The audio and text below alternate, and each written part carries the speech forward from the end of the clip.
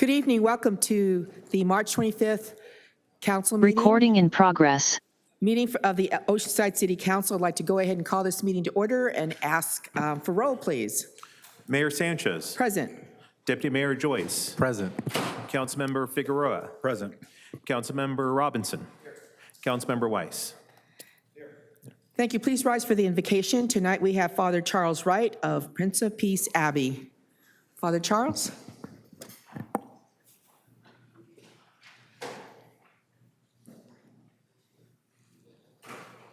Let us pray. Divine Creator, we come before you this evening thankful for all you have generously furnished Oceanside. The blessings and gifts you have lavished on us are not to be hidden but shared with all whom we are either in need of or deserving. We ask for wisdom and understanding in managing the affairs of the city and seek prudence in the execution of what has been entrusted to us, especially in what will be addressed here this evening. We also seek your protection for those in the military who have been called to a conflict halfway around the world, that they may return safely to us and their loved ones, and that there may be a speedy resolution to that conflict. We are also thankful for those who put their lives in danger for our protection here at home, namely our police, our fire, and medical personnel. So with deepest gratitude, we seek all these in your divine name. Amen. Amen. Thank you, Father Charles. Please remain standing for the Pledge of Allegiance. Councilmember Weiss, could you please do us the honor? Ready, begin. I pledge allegiance to the flag of the United States of America and to the republic for which it stands, one nation, under God, indivisible, with liberty and justice for all. Thank you. At this time, I'd like to go ahead and read the land acknowledgement. We acknowledge the Payom Kawicham, the people of the West, as the traditional land caretakers of the land on which Oceanside is built and its surrounding traditional cultural landscapes. Today, the Payom Kawicham are known as Luiseño and are made up of 7 bands: La Jolla, Palapama, Pechanga, Rincon, San Luis Rey, and Saboba. We are mindful of the indigenous peoples in this place, and we pay our respects to the Luiseño, past, present, and emerging. We are grateful to have the opportunity to be part of this community in Luiseño territory and to honor their history, culture, and perseverance of spirit. Thank you. I'm going to go ahead and call the next item. We do not have proclamations, presentations, but we do have an announcement, and that's under advance written request to reserve time to speak, item number 18. We have Robert Parker from the Oceanside Cultural Arts Foundation. He's a board member, and he's calling for volunteers for the 2026 Levitt Block Oceanside Music Series. Mr. Parker? Thank you, Mayor. I'm going to use the overhead real quick. I'll make this the fastest 5 minutes you've ever seen. There we go.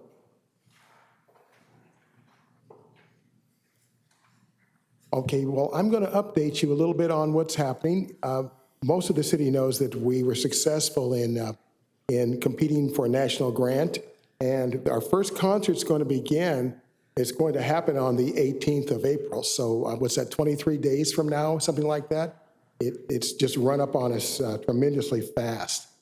And I wanted just to share some of our excitement and just tell you just briefly about what our needs might be too as well as we go through this.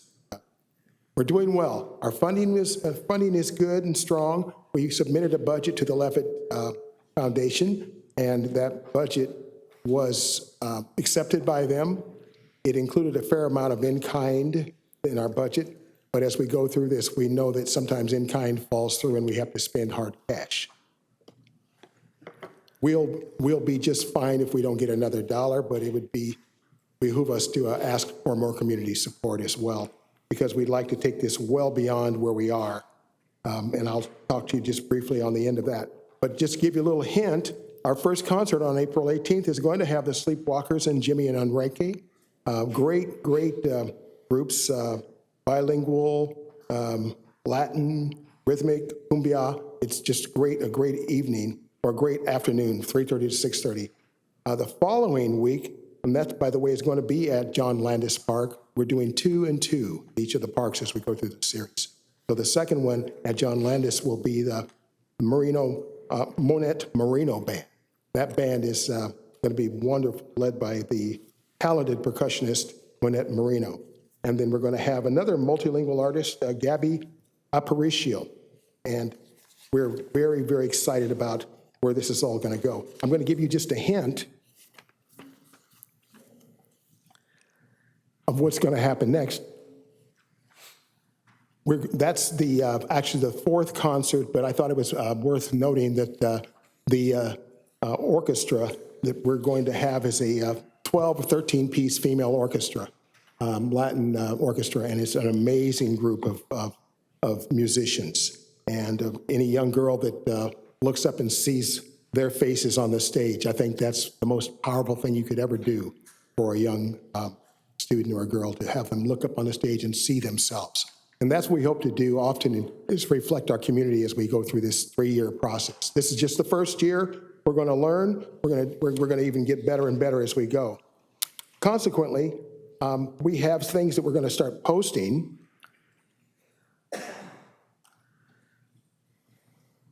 Both in English and in Spanish for now. Should there be a need to go elsewhere with it, we'll figure out how to do that as well. But the whole idea is just to give the layout. So we'll be posting these around. I'll give them to Parks and Recs, and I have to thank Manny Gonzalez for really knocking it out of the park to help us get this done, because this is more complex than I imagined. So as you see, there's an example of one with, anyway, Spanish orientation. Now, one of the things that I wanted to mention is that what we need,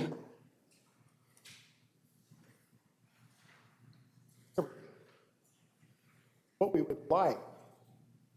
would like are additional sponsors, cash, or volunteers. If you have a certain expertise that you think might help us, if there's something that you think we might be missing in this, we're all ears. So feel free to contact us at ocaf.arts@gmail.com, or go to our website and you'll be able to go right to oceansidemusicseries.com and learn more about it.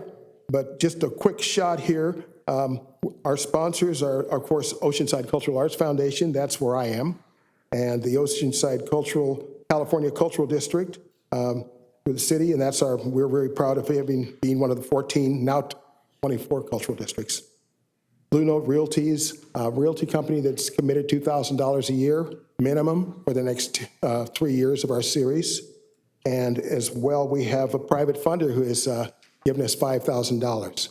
And as a result, my call is for help funding activities for children. We'd like to have more funds to do that. We have more than enough to put on the concert. I shouldn't say more than enough, but we have enough to put on the concert, pay the performing musicians, and cover our estimated cost, what we think we have. But would be ideal is to have someone or some entities or individuals sponsor children's activities, a bouncy, Face painting. yeah. Whatever else is done. So anyway, I'm out of time, but I thank you for your time. Thank you for all your efforts on behalf of the City of Oceanside. Thank you, and It it was an sounds honor. like an exciting season. Yes. Thank you. Mayor, can I make a quick comment? Sure. Yeah, I want to thank you too, sir. Great. Excuse the sunglasses. I had a little eye work done today. But next season, next year when you do it, because I know you're going to be back, let's try and get in one of District 2's parks, because you missed us. Be happy to do that. We got to get in District 2 next time. Oh, you do? Okay. Okay. We Well, got send we got an parks email. too. We're I'm gonna cover- kidding you a little bit. But Okay, I appreciate that. We're going to cover as many areas as we can. I know. Thank you. Thank you, Robert. All right, so at this time, I'd like to call for the closed session report. Mr. Burke? Thank you, Mayor. Council met earlier today in closed session on item 1, conference with labor negotiator regarding multiple bargaining units, OPOA non-sworn, MECO, OCEA, OMC, and WCE. Discussion and direction provided, but no reportable action under the Brown Act at this time. Council also met regarding several litigation items. First, regarding multiple workers' comp claims, Justin Wilms versus City of Oceanside, Ryan Irwin versus City, and Brett Shields versus City. Again, direction provided in deliberation, but no reportable action at this time under the Brown Act. As to item B, conference with legal counsel regarding the national prescription opiate litigation and the remnant defendants. I report that council unanimously directed staff to participate in the settlement of this claim. And that is pending, and directed the city attorney and manager to execute all related documents. And once that's completed, that'll be a public record. And then finally, significant exposure to litigation, one case regarding facts and circumstances in a February 13, 2026 written correspondence.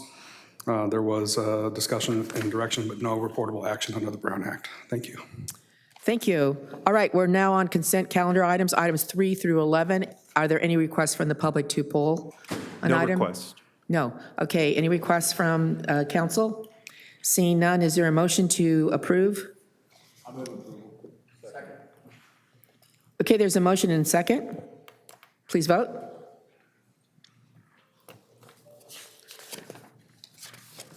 Motion approved, 5-0. Thank you. We're on item number 12. Under general items, staff recommends the City Council introduce an ordinance amending Article 14, Section 12.3 of the Oceanside Traffic Code by establishing the prohibition of vehicles in excess of 10,000 pounds from using Loretta Street south of State Route 76. We have a presentation by Tila Cotter, our city traffic engineer. Ms. Cotter?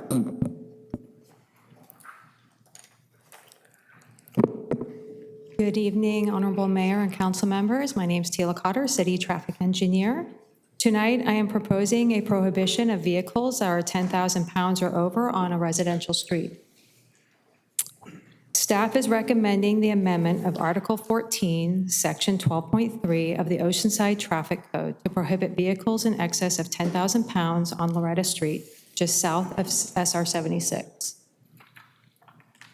Loretta Street is located just south of 76 in the East Side neighborhood. Loretta Street is a residential street with parking on both sides. As you can see in the photo, there are overhead utility wires, which residents have noted to be hit by large vehicles such as semi-trucks. Residents have also noted that traffic issues occur when large trucks try to attempt U-turns on Loretta Street and to go back down towards 76. I'd like to note that the prohibition would not prohibit any trucks that are making any direct deliveries to a home within the residential neighborhood. Therefore, it's staff's recommendation that the City Council introduce an ordinance amending Article 14, Section 12.3 of the Oceanside Traffic Code by establishing the prohibition of vehicles in excess of 10,000 pounds from using Loretta Street south of State Route 76. Thank you, and I'm happy to answer any questions you might have. Thank you very much. Do we have any requests to speak from the public? We do have Chairman Navarro registered to speak. Okay, and she wants to speak if we have any questions. That is correct. Right. And this is a street that has had a lot of problems with traffic, speeding, lots of accidents. And one of the problems, in addition to that, are the trucks that come off of 76 and think they're going to cut through traffic. So, Councilmember Figueroa? Thank you. Question, enforcement, how will enforcement play out on this? Because we've had certain communities in San Diego that historically have had similar ordinances, and it seems like in talking to some of those communities that there's still an issue with the enforcement component of something like this. Once this is established and we get the signage up, I will definitely be communicating with the Oceanside Police Department to let them know of this issue. And I've been in keeping good communication with the neighborhood about when this issue occurs the most. But the biggest thing is I'm working with getting a Caltrans permit so that I can get some signage right there at the intersection facing both eastbound and westbound directions to inform the drivers of the prohibition so that they could hopefully make a timely decision and not go up Loretta Street. Okay, all right, thank you. Councilmember Weiss? I agree. These trucks shouldn't be going up there, and anything you can do to stop that, so I'll move approval of staff recommendation. Okay, that's moving introduction of the ordinance. I'll go ahead and second that. Deputy Mayor?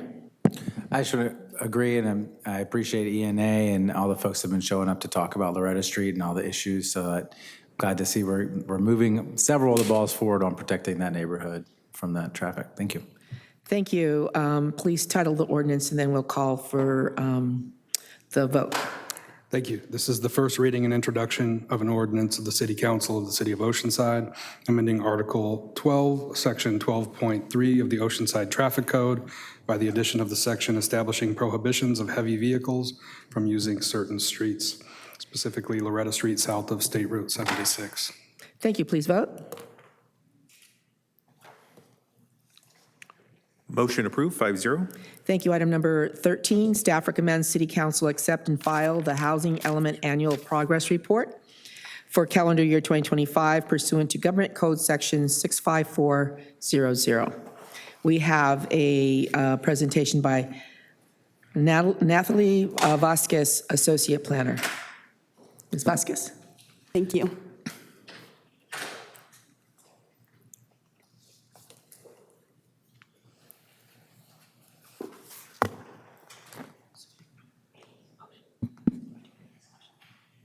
Good evening, Honorable Mayor and council members. My name is Natalie Vasquez, Associate Planner with the Planning Division, here this evening to present the 2025 Housing Element Annual Progress Report.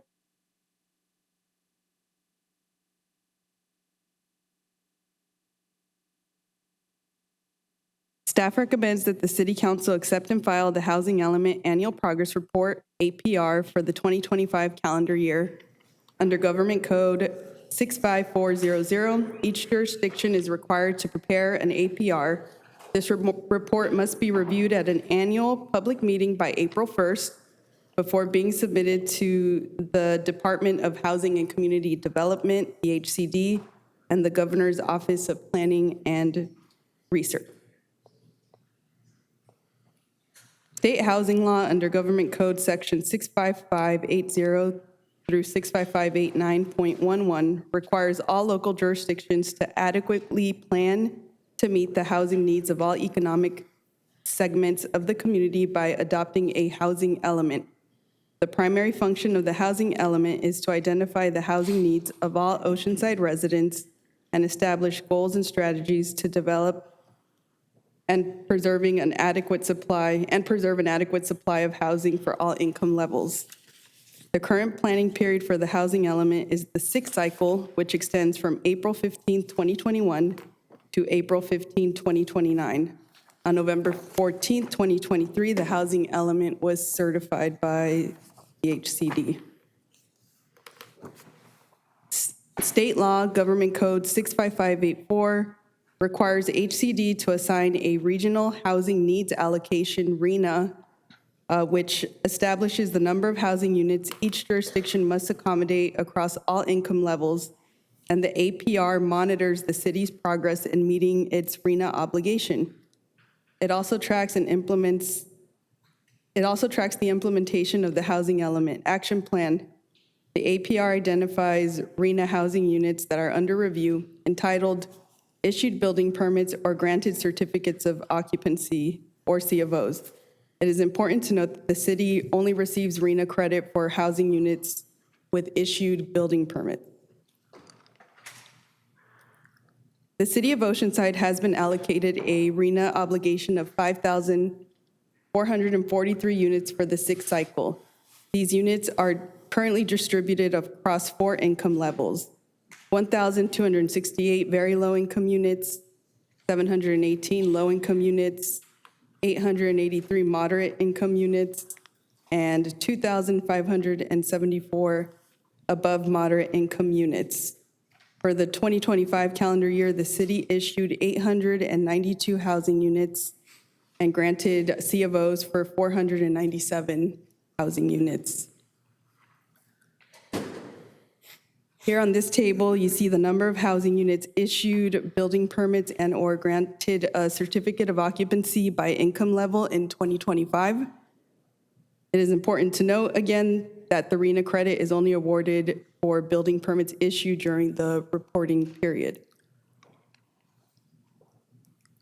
So where we are currently, the table before you highlights the city's progress towards achieving its RENA allocations. It details the number of units that were issued building permits by affordability level, broken down by year within the current housing cycle. As of 2025, 3,295 units have been issued building permits, leaving 2,158 units to fulfill the total RENA allocation of the 5,443 units. 264 of those units count towards very low income, with 1,004 units still needed.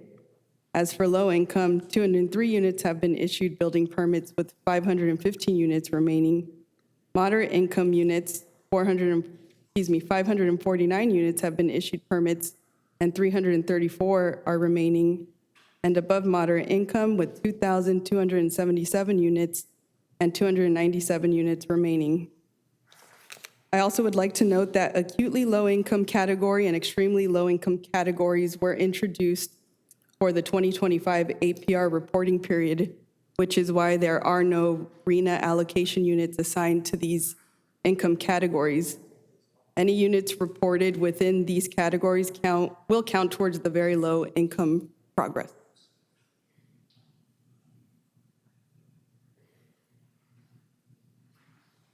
As of this year, 2026, a total of approximately 330 building permits have been issued. Of those 330, there are 28 very low-income deed-restricted units and 46 deed-restricted low-income units. 28 very low-income deed-restricted units and 46 deed-restricted low-income units, and 256 above moderate income units have been issued. Some of those building permits include single-family residences for North River Farms, units for Coast Villa at 111 South Coast Highway, a 56-unit 100 affordable income apartment building, and 712 Seagaze, an 8-story mixed-use building, and approximately 19 ADUs. These units will be reported for the 2026 APR. The presentation, along with the accompanying staff report, summarizes the 2025 APR and highlights the city's progress in meeting its RENA allocation for the 6th housing element cycle. Based on this information, staff recommends that City Council accept and file the 2025 housing element APR as required under Government Code Section 65400. This concludes my presentation. Staff is available for any questions. Thank you very much. Do we have any requests to speak from the public? No request to speak. All right, to the council. Is there a motion to accept and file the report? Councilmember Figueroa? So just looking at these numbers that we have here, given some of the projects that have been approved or that have come to council, how does that play out for just community knowledge in regards to, let's say, the projects that came to council that are coming down along Mission Avenue? When we look at the moderate and above moderate projects, does this number of 334, it's 334 after those projects or 334 prior to those projects? Sorry, Councilmember Figueroa, are you referring to the permits issued in 2026 or? He's talking about the projects that were just approved by council. Some were, Yes. most in 2025. Yeah. Yes, so the RENA does count the projects that were entitled, but we won't receive credit for those units until a building permit is issued. But they're based on your 334 remaining out of moderate and 297 remaining from above moderate, it does include those. It only includes the permits issued between 2021 and 2025. Okay. So it does not include, I should say of the ones that were entitled in 2025 along Mission Avenue, none of those specific projects have been issued building permits at this time. Okay. So until that happens, those would be included within our RENA progress. And if those are permitted, would it put us above this number? Yes. Oh, yeah. Yeah. And for our low income and extremely low, we were presented with the Sepulveda apartments that may be reconverting down to low or very low. What happens with those, with that unit, with that apartment complex, if that were to happen for these numbers?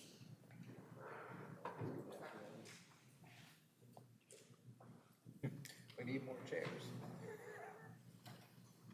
So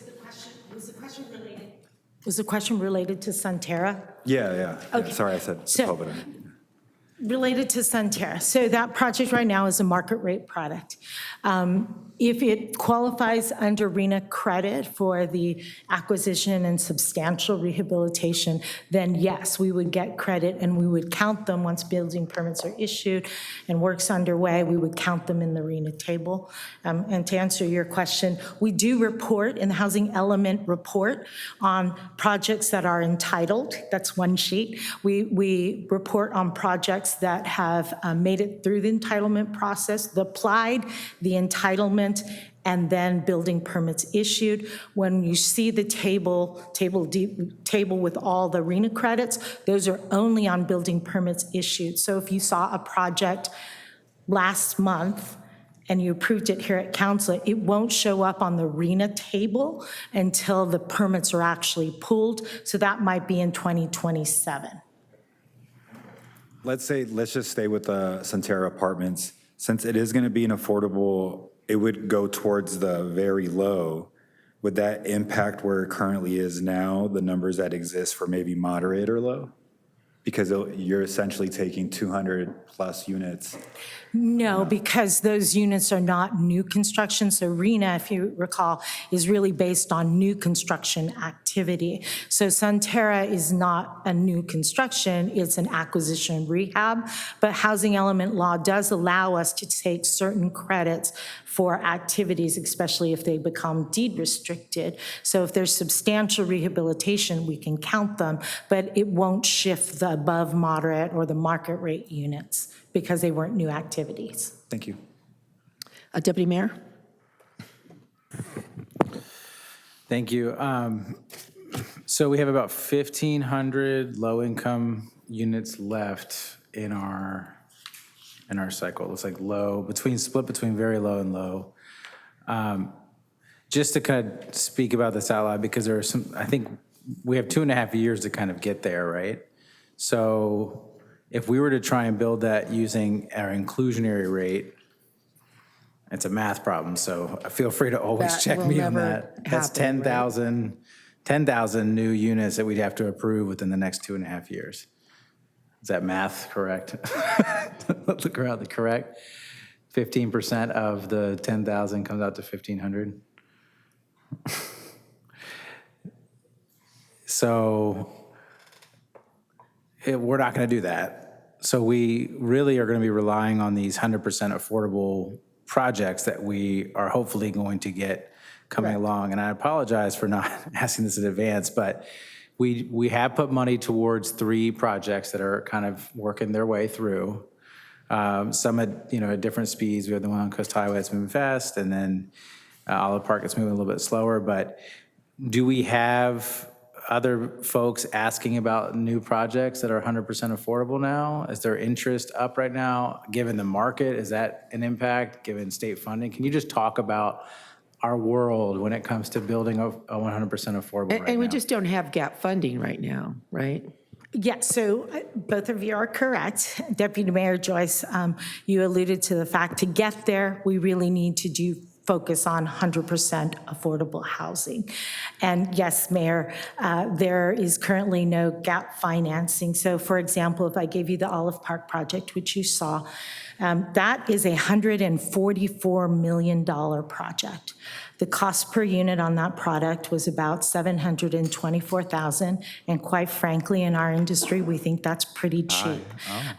Most units across the San Diego County region are coming in more at $900,000 a unit. A lot has been changing in the financing world because of recent changes, whether those are what we call a 25-50% bond test. That has changed. The state has not put any further money into gap financing, so there are no state resources available. We are, and this is a plug for, will be a bond measure coming forward, a $10 billion bond measure on affordable housing. That will really be the only state resource to fill that gap. So for example, with Olive Park, they had a gap of about $17.8 million that needed to be filled. We filled it as the City of Oceanside with $6 million. The developer came in and filled it in with $10 million from their own pockets or their own developer fee, et cetera, to fill that gap. So it's the gap financing, as the mayor alluded to, that really drives where we do 100% affordable. So unless we as a city have local dollars we can put into it, the state has money it can put into it, or we gobble it up from other different sources, that's the challenge. We do have currently a product that has been talking with us. It's the Ocean Camp project that is looking to do 100% affordable.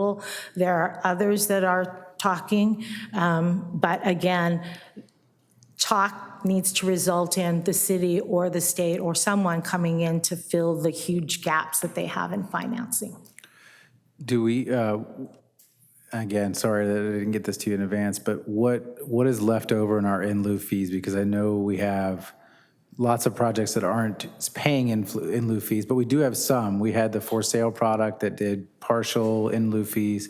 Kind of what are we sitting on with our in lieu fees right this second? So our current balance hovers around the $8 million mark, and that would probably, as I said, Olive Park gobbled up about $6 million. In today's world, that $8 million maybe gets you one project. Yeah. But that's about it in terms of our own local resources. Okay. Yeah, just wanted to kind of paint that picture of like where we're at, you know, what our struggle is, and trying to meet this goal, which is a laudable goal, but it's a lot of units and it's hard to come by. So we paid about $6 million from our funds to get 199 units essentially out of Olive Park, and That's correct, and we also provided some of our housing choice vouchers to that project as well. And that's a resource also that is not available. The housing choice voucher program, the federal rental assistance program, is a staple in order to get to your extremely low or very low income. So even with our inclusionary housing funds, we might get to the low income, but without the housing choice voucher, we can't get to the 30% AMIs. okay. Thank you so much for that. Okay, I'm going to go ahead and move that we accept and file the report. Is there a second? Second. Councilmember Weiss? Okay. There's a motion and a second. Please vote.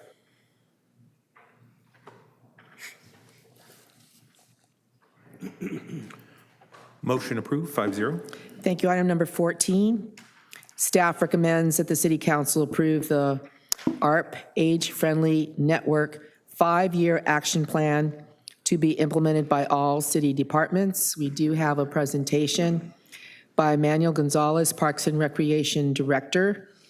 And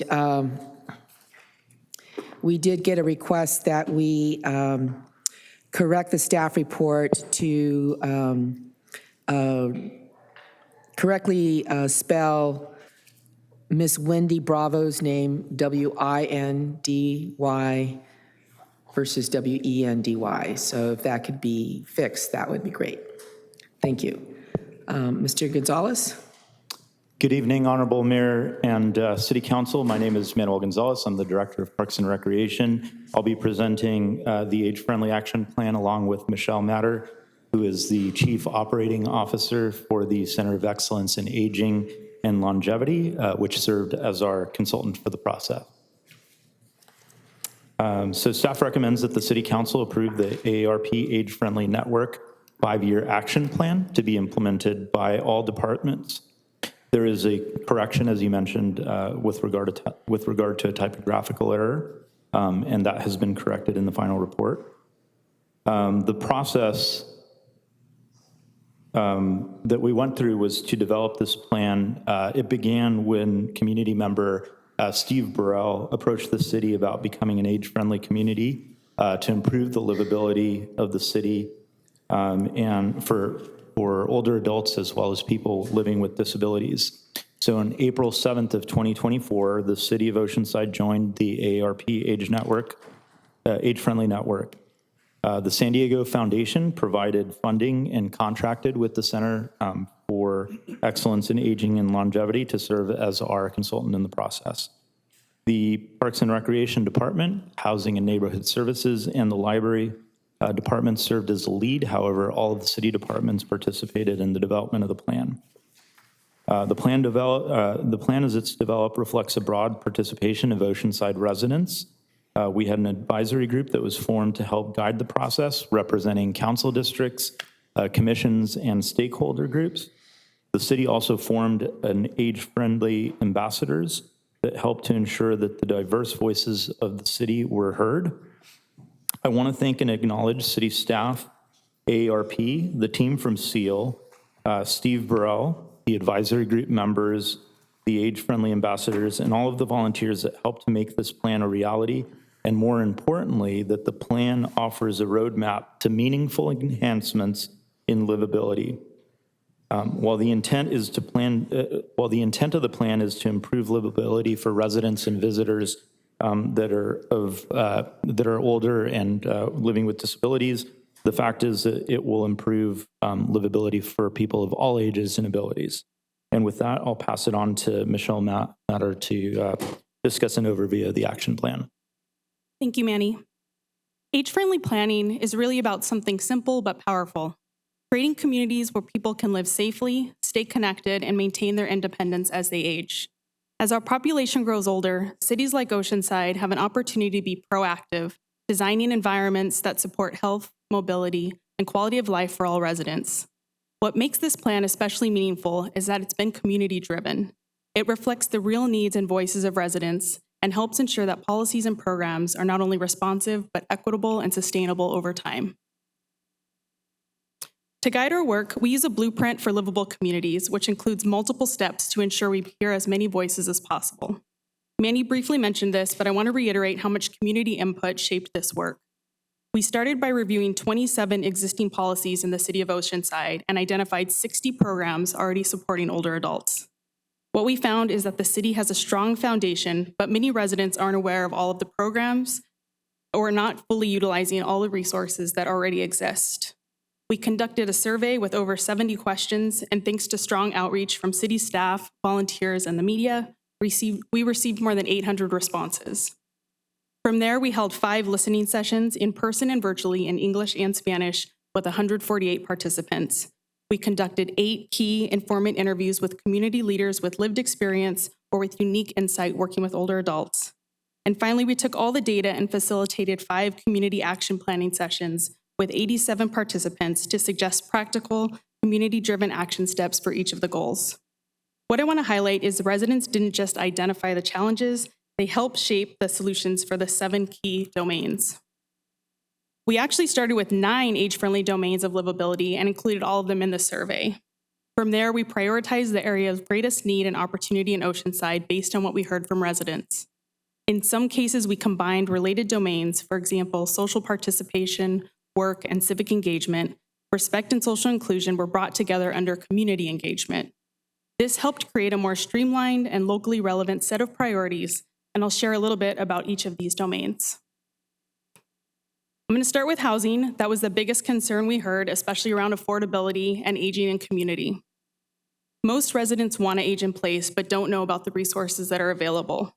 More than 50% of survey respondents responded that they didn't know about programs to assist older adults in finding affordable housing, shared housing programs, affordable home improvement services, or housing options for older adults or individuals living with disabilities. The focus of our plan is not on new development. It's on immediate solutions as simple as sharing information about programs that are already being offered by local nonprofits or hosting workshops that help people understand how to remain safely in their homes. Based on the number of mobile home park residents in Oceanside, there was also a focus on better dialogue between mobile home park residents, owners, and city representatives to address some of the key issues.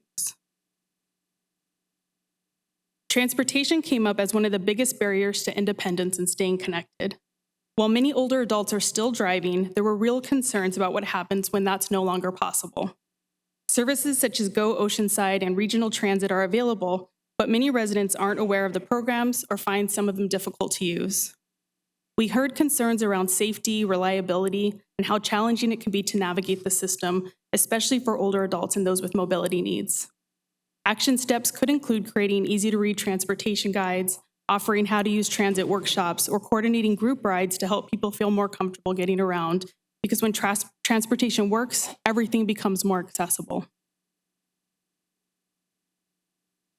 In outdoor spaces and buildings, residents value Oceanside's parks, beaches, and trails, but we heard consistent needs around lighting, sidewalks, restrooms, and safe walkable spaces.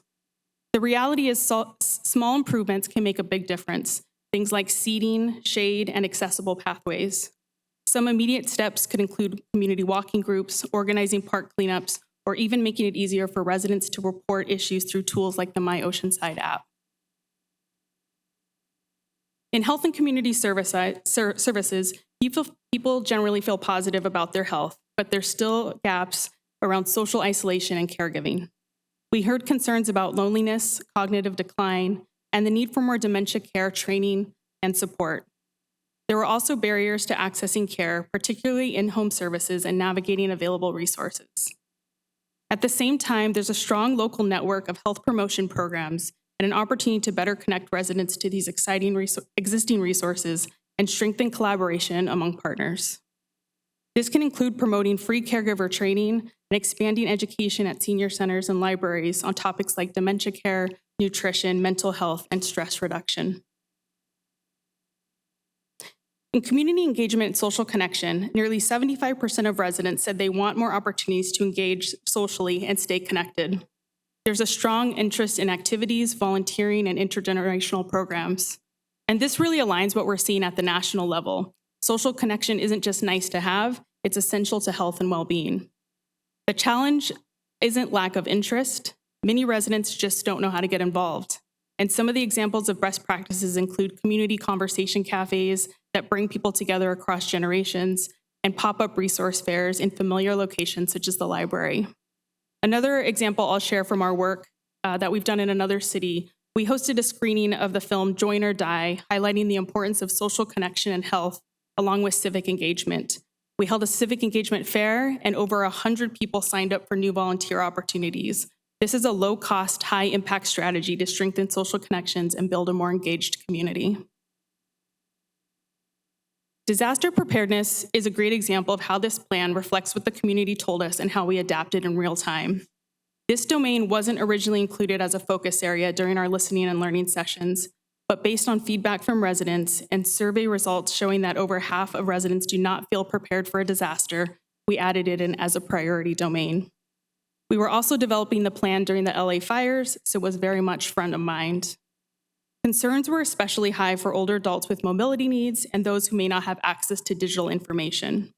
The county is doing a lot of work in this area, so working together to share easy-to-understand preparedness guides, co-hosting community workshops, and developing neighborhood buddy systems can make a meaningful difference. And finally, one of the most consistent themes across all domains was communication and access to information. As I've mentioned, people don't always know what services exist or how to access them. I can't tell you how many times we were sitting at a table at a listening session and someone suggested a resource that was needed and someone else at the table says that's already happening in Oceanside. It really highlights the gap that it's not about creating new services, but making sure that people can find what's already available. There's also a clear need for multiple formats, print, in-person, digital, in different languages to reach as many residents as possible, especially those that may be socially isolated. Best practices include developing a cross-platform communication strategy while using social media, community meetings, email newsletters, printed materials, and partnering with trusted community organizations to share information through channels people already use. For example, something as simple as including flyers with home-delivered meals can help reach individuals who may not otherwise receive information. There's also a strong interest in digital literacy, with about 50% of survey participants expressing interest in technology and internet classes. But I want to be clear, that's at varying levels. Many people at our listening sessions said they don't need beginner courses, they need advanced. And this can help residents feel more comfortable accessing online services.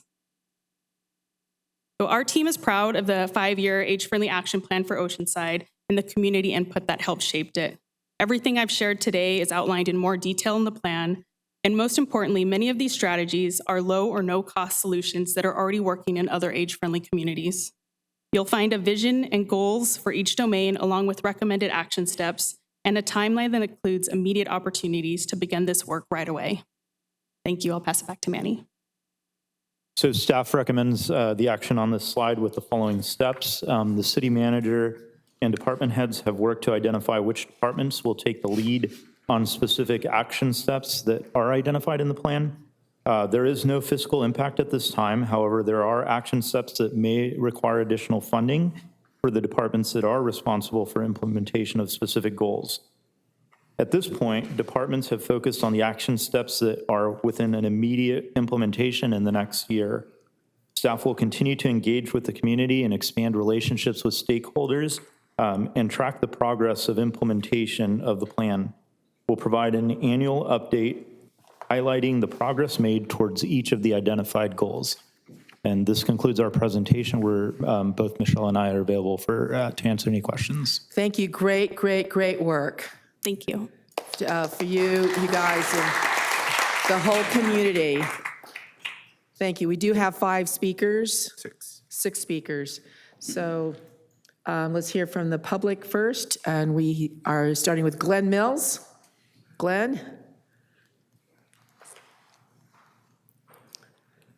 You've got some sage words here. How are you doing today?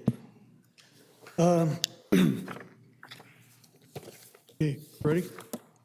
My name's Glenn Mills. I live at 2420 Saratoga Street. I've been a resident since 1981, and I've tried to stay involved in as many activities as I can, and I appreciate the opportunity to be involved in this project. It's very beneficial, and for those who aren't seniors, I hope that someday you'll be able to use this plan because it looks like a good one. A couple of things that I wanted to say was the time period for review. The communication for that could have been better. It was from 12/4 to 12/28. And by the time I recovered from Turkey and put the tree up, it was gone. I didn't see any way of communicating. However, the 4 people who did, Christy Harding, Jane McKenzie, who go through that page by page, Megan Moffett and Nadine Scott, they all replied with very, very valid points about walkways, safety, seniors, or anybody else walking on the streets, and that, I think those should be addressed. I would say I had a list, but they covered most of the things. I would say that infrastructure for these activities, and also an annual review, because things change. And I didn't see anything in this plan about being able to review and change as needed. I think that would be very important. Other than that, I appreciate all of the hard work and effort that went into this, because having done some planning, this was really, really good. So thank you. Thank you, Glenn. Jimmy Knott, followed by Michelle Sear, followed by Sandy Beal. Mayor, council members, Jimmy Knott, 127 Cherry Lane. Looking over the plan, I really appreciate staff and their help along with this, and also with the community and Steve Burrell, were right behind me, helping us, spearheading it, and all the city council and your participation. What there is missing, though, into this is an element of spirituality, ethic, and morality that would be involved. And the reason why I bring that up, if we think about higher level mammals, without those elements, what happens with the youth that come up afterwards, or even for our society, what happens is that you have certain things that go wrong. Violence occurs, abuse occurs.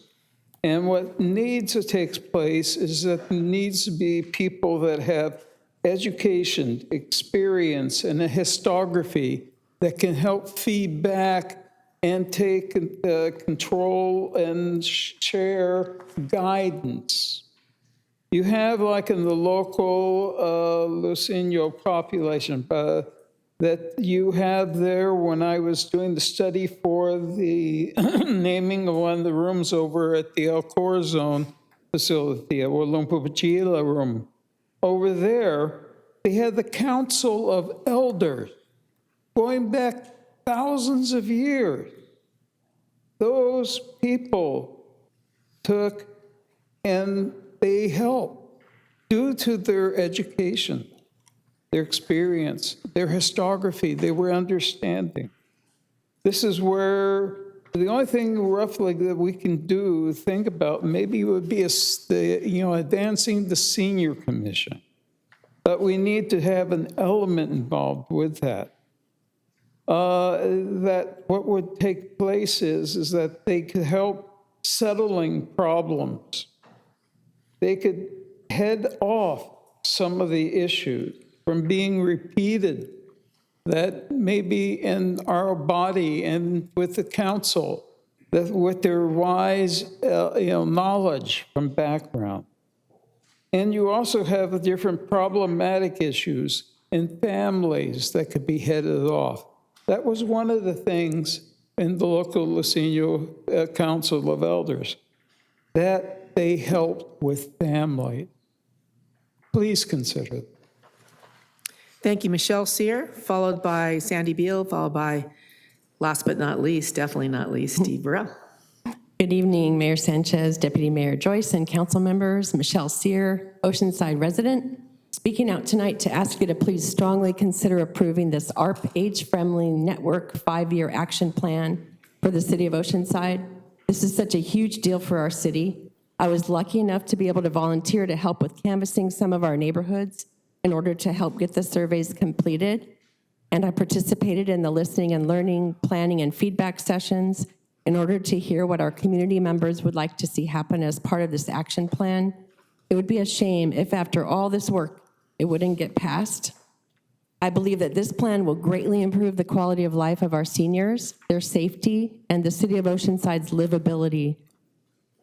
And as we consider the approval of this ARP-assisted plan, there's no better time to ask for the City of Oceanside to please reconsider or consider reinstating the Senior Commission. Thank you very much for your time. That's twice it's come up. Waiting for a third and fourth, no, fifth.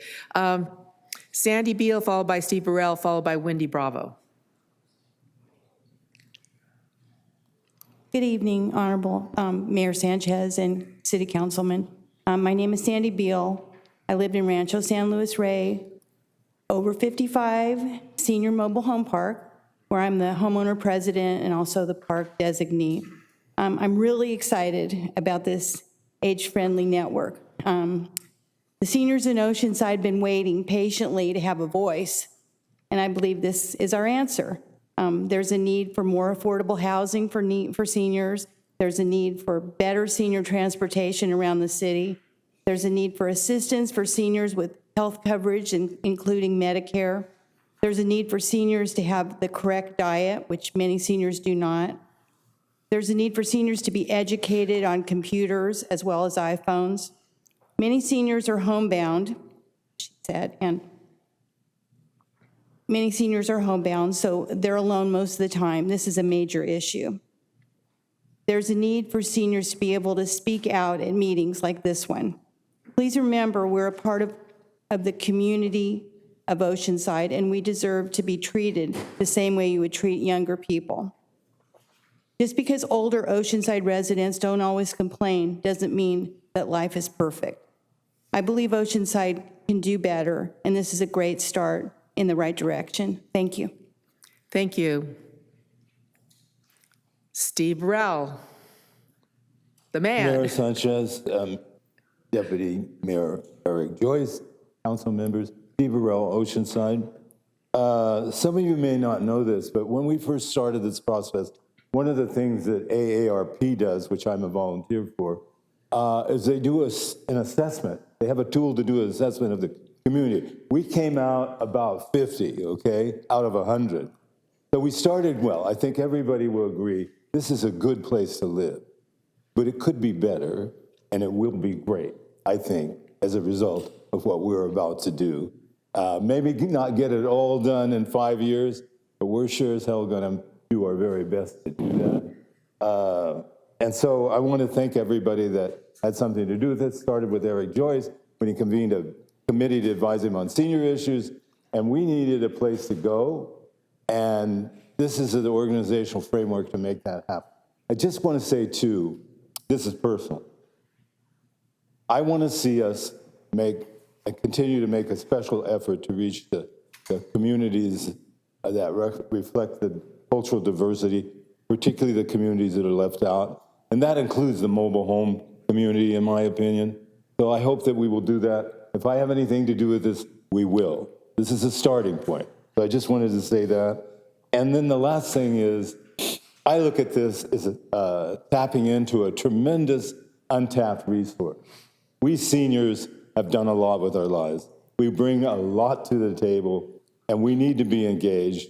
And part of the thing that will make this community better is engaging the community and looking at them more as a resource that they are, that we are. And so that's to me, that's one of the more exciting things about all this. When I did those surveys and we did the listening sessions, I met all of these people, and it just reaffirmed what I just said. There's all of these people that we need to take advantage of. One last thing, special thanks to the Center for Excellence in Aging. Wow, what a group. And lastly, to this guy here, the department chair, we wouldn't have done this without him. He took a leap of faith, and it was a big one. But, you know, it says a lot about him and the people who are part of the team with the city. Thank you. Thank you. Wendy Bravo.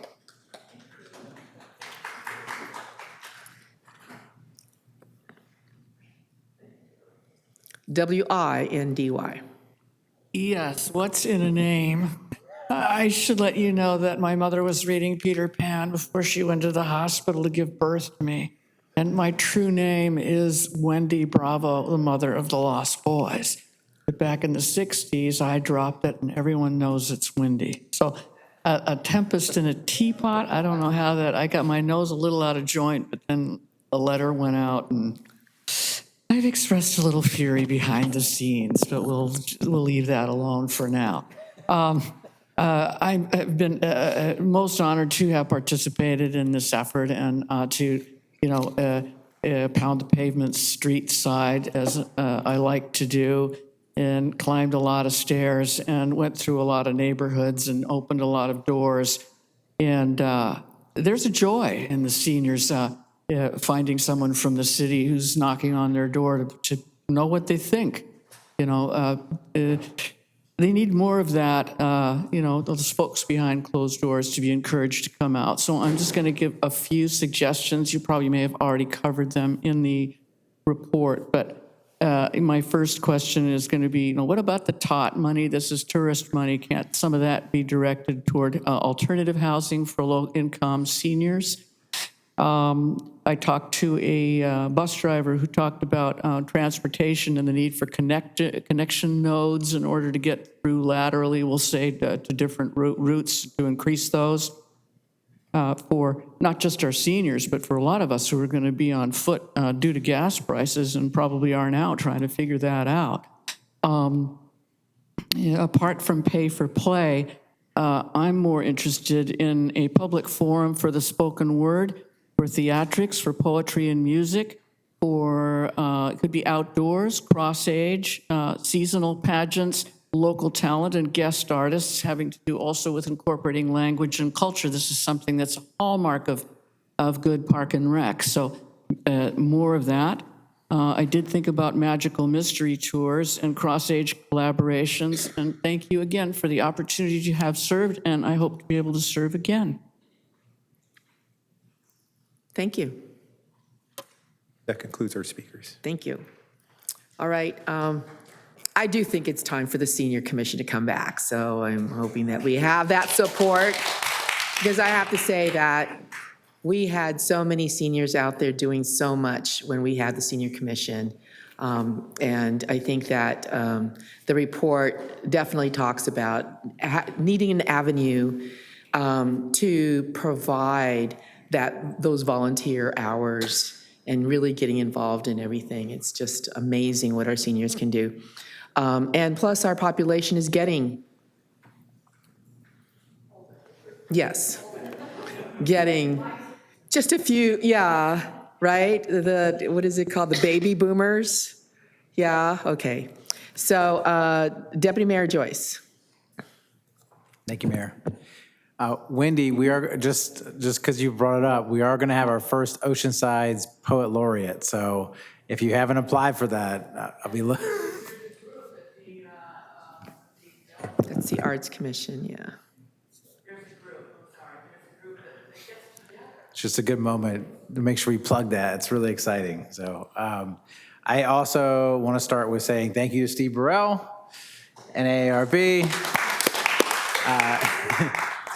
He came up to me and expressed this crazy idea a couple years back, and then kept bringing it up. And then we went down to a session to learn about it and heard from the rest of the cities that are doing it and the amazing work that they were doing. And it really did light a fire. You know, we came back, talked with staff, and then got everybody on board. And I'm thankful that staff picked up the baton and ran with it. Really, really amazing work. It's beautiful work because it wasn't a closed door where we went and like did a plan and, you know, drew circles and brought them together. It was, let's go talk to people in the community. Let's sit down and have listening circles. I had the ability to go to one of those, and it was extremely touching. There were definitely tears shed because we were talking about serious issues for folks. We were talking about how COVID has really put a lot of our senior communities back into isolation. And a lot of those ties between folks were broken, and it's just been harder and harder to reconnect after. I want to say thank you to the hundreds of folks who attended the meetings. The meeting that I went to was a full house. It had tables all around the room, and they were full of people ready to talk about the ideas that really changed their lives. I noticed from the plan that there's a lot of high focus in the early years on building out awareness of what's happening, which makes a lot of sense.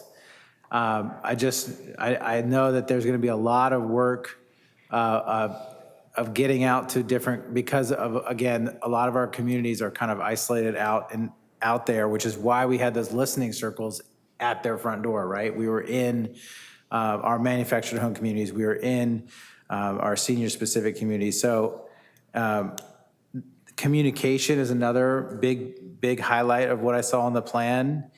I think what we see with this lack of awareness of resources is because we've abandoned those old school ways of being in the communities and putting up, you know, pages that say what's coming up and going out to the community. So again, thank you everybody who was involved. So I'm gonna make a motion to approve the 5-year plan, and I'd add direction to staff to reestablish the senior commission, whose primary directive would be to monitor, promote, and update the age-friendly plan. Period. That's my motion. I think it's really important for that plan to get updated every 3 years. This is a commentary, not part of the motion. But I think what's going to be the strength of the senior mission is that we're not going to just do all of that outreach and then monitor a plan on our own. We're going to continue to build the network of people who are connected to this plan and update it as they need it. So that's my motion. I'm going to second the motion, and then I'm going to take a break here from this item because it looks like we have a couple more speakers, and it sounds like we're going to take more time on this item. So I'm going to go ahead and come back to this item. Apologies to you two. But I'm going to go ahead and call the public hearing items, starting with item number 16. Staff recommends City Council receive a report on the draft fiscal year 2026-27 annual action and funding plan for U.S. Department of Housing and Urban Development, that's HUD, Community Development Block Grant, that's CDBG, and Home Investment Partnership Program, grant funds, conduct a public hearing on the prioritization of the grant funds for fiscal year 2026-27 action plan, and this is what we're doing tonight, initiating the required 30-day public review and comment period. I'd like to go ahead and open this public hearing and request disclosures from council members regarding constituent contacts and our correspondence. Staff only. Staff. Staff? Housing Commission that discussed this, and staff. Staff. Mr. Navarro, do we have any correspondence and/or petitions? We do not have any correspondence or petition on this item. Thank you. We're going to go ahead and start with a presentation from Cecilia Barandiaran, who is management analyst. Good evening, Mayor Sanchez, Deputy Mayor, council members. I am here tonight to present the draft 26-27 annual action plan. We're going to be reviewing funding. Jumped.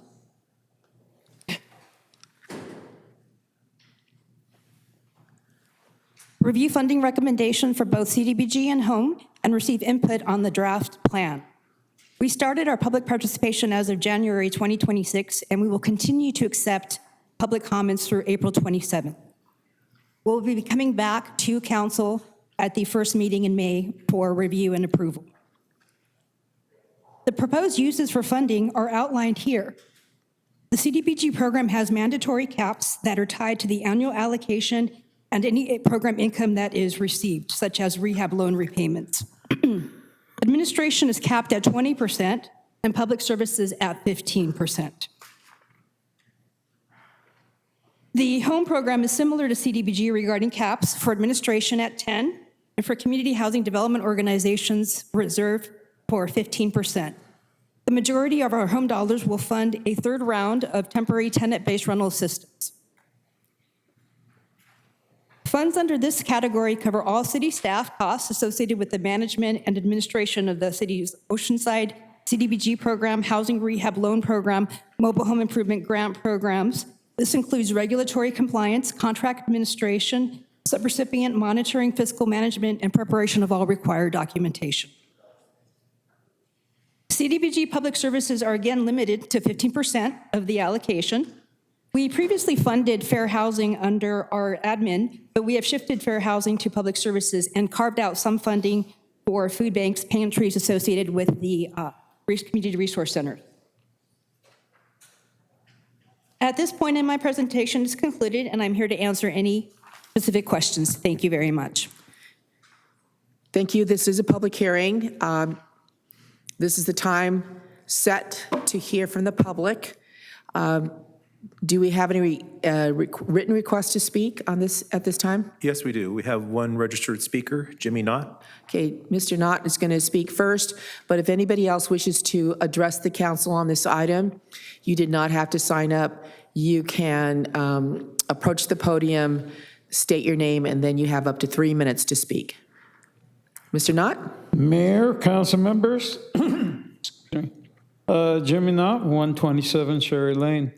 I just wanted to clarify to make sure that the mobile home rehab funds are included into this funding, and that also that the senior centers funding for the nutrition program is somehow re-supported or somehow supported into this direction, because that is very important to us in case there is some sort of deficit that comes up or a shortfall within, let's say, other services from other NGOs. Thank you. Thank you. This is the time for the public to speak on this item. If you wish to address this item, please rise, approach the podium, state your name. You have up to 3 minutes to speak. I see no one approaching the podium. Oh, I do see someone approaching the podium. Ms. Wendy Bravo. I really hope from the bottom of my heart that our food banks, I'm looking at the figures here, it's the first time I've been exposed to this, so I saw some small amount for the food banks. I'm concerned about matching grants and whether or not this program can receive those, being that the cost of gas has now risen to the point where it's sharply affecting the grocery budget of families in Oceanside, not just those who are low income and of various degrees of needing. We're going to have to do something about it, and that's all I have to say. Thanks. Thank you. All right, I don't see anyone else rising, so I'm going to go ahead and close this portion of the public hearing.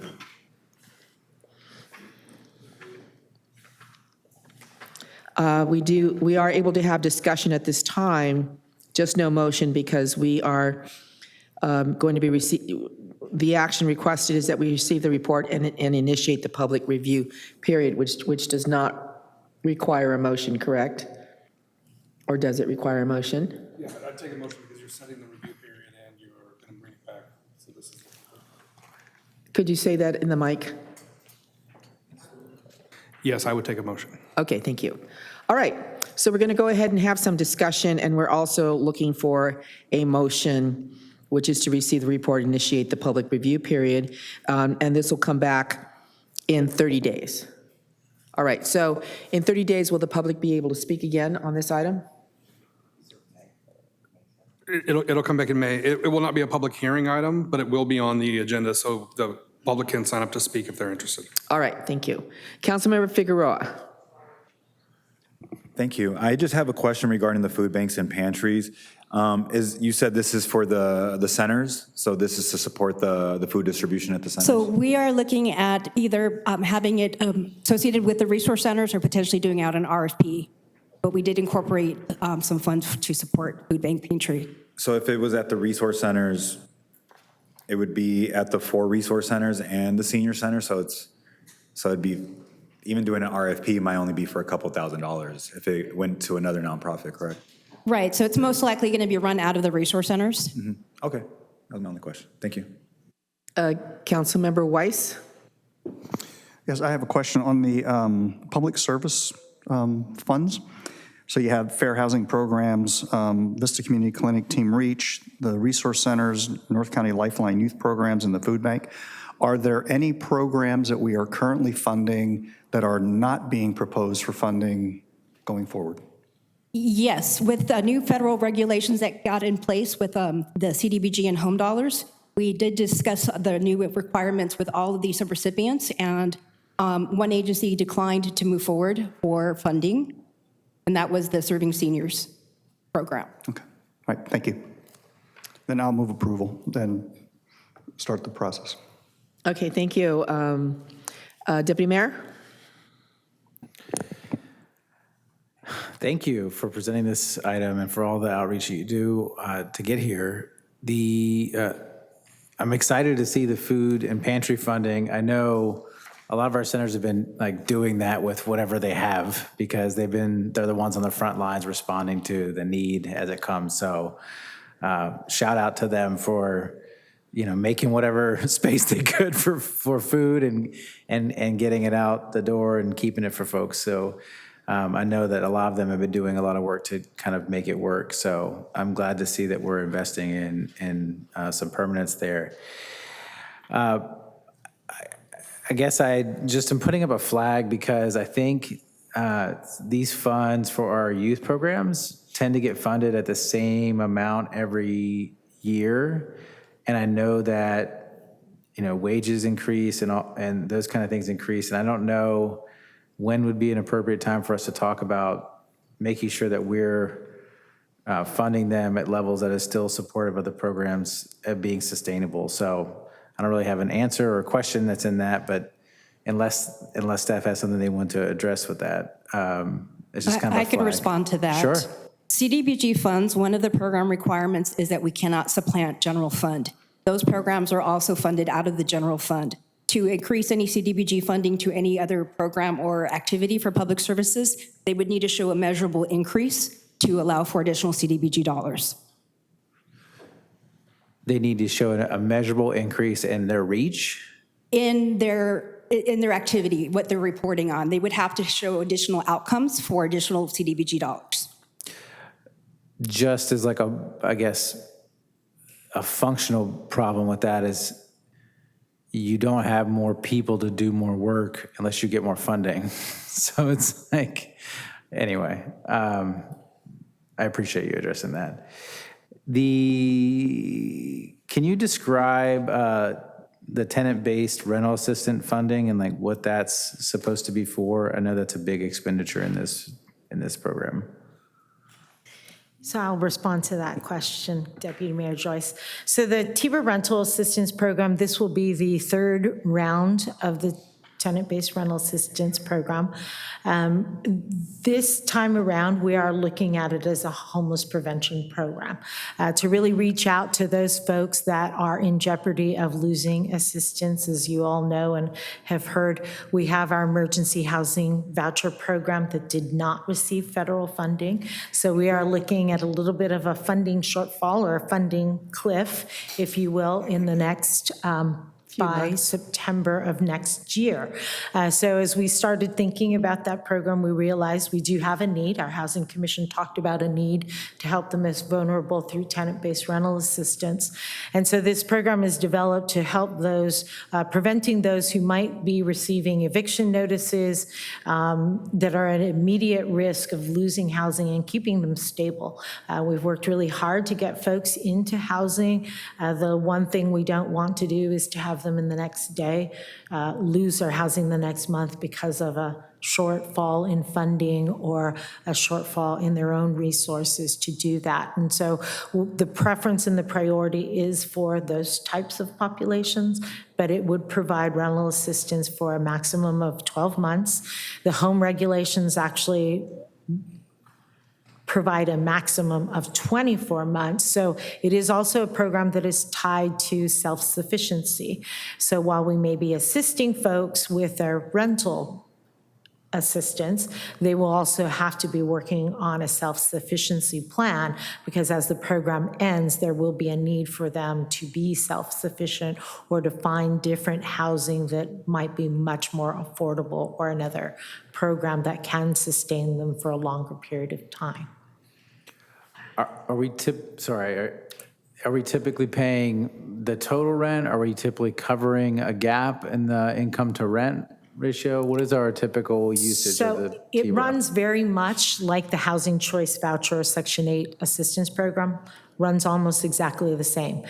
The one difference is that there is a time limit on the program.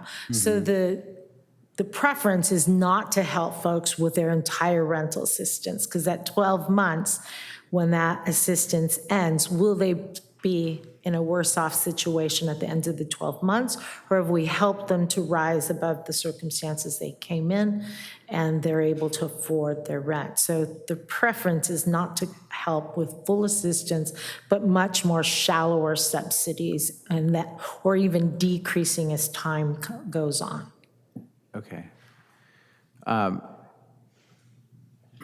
then I noticed, so in the final page, this is page 260, the description of the program also includes the Encampment Resolution Fund program. It says additional priority may be given to individuals or households currently experiencing homelessness who are assisted through the ERF program.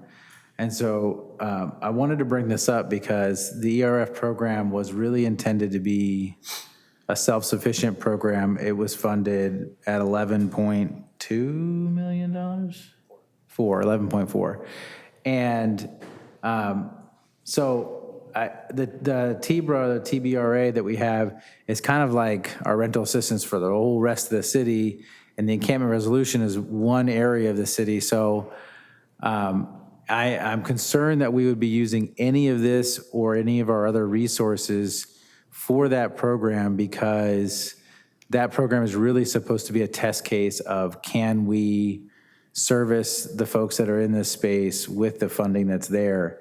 And if we're pulling from all of our resources, I'm really afraid that we're underserving everyone else. So if you want to respond to that, you can. If not, I would just put it to my colleagues, I don't think it should be included in this specific expenditure.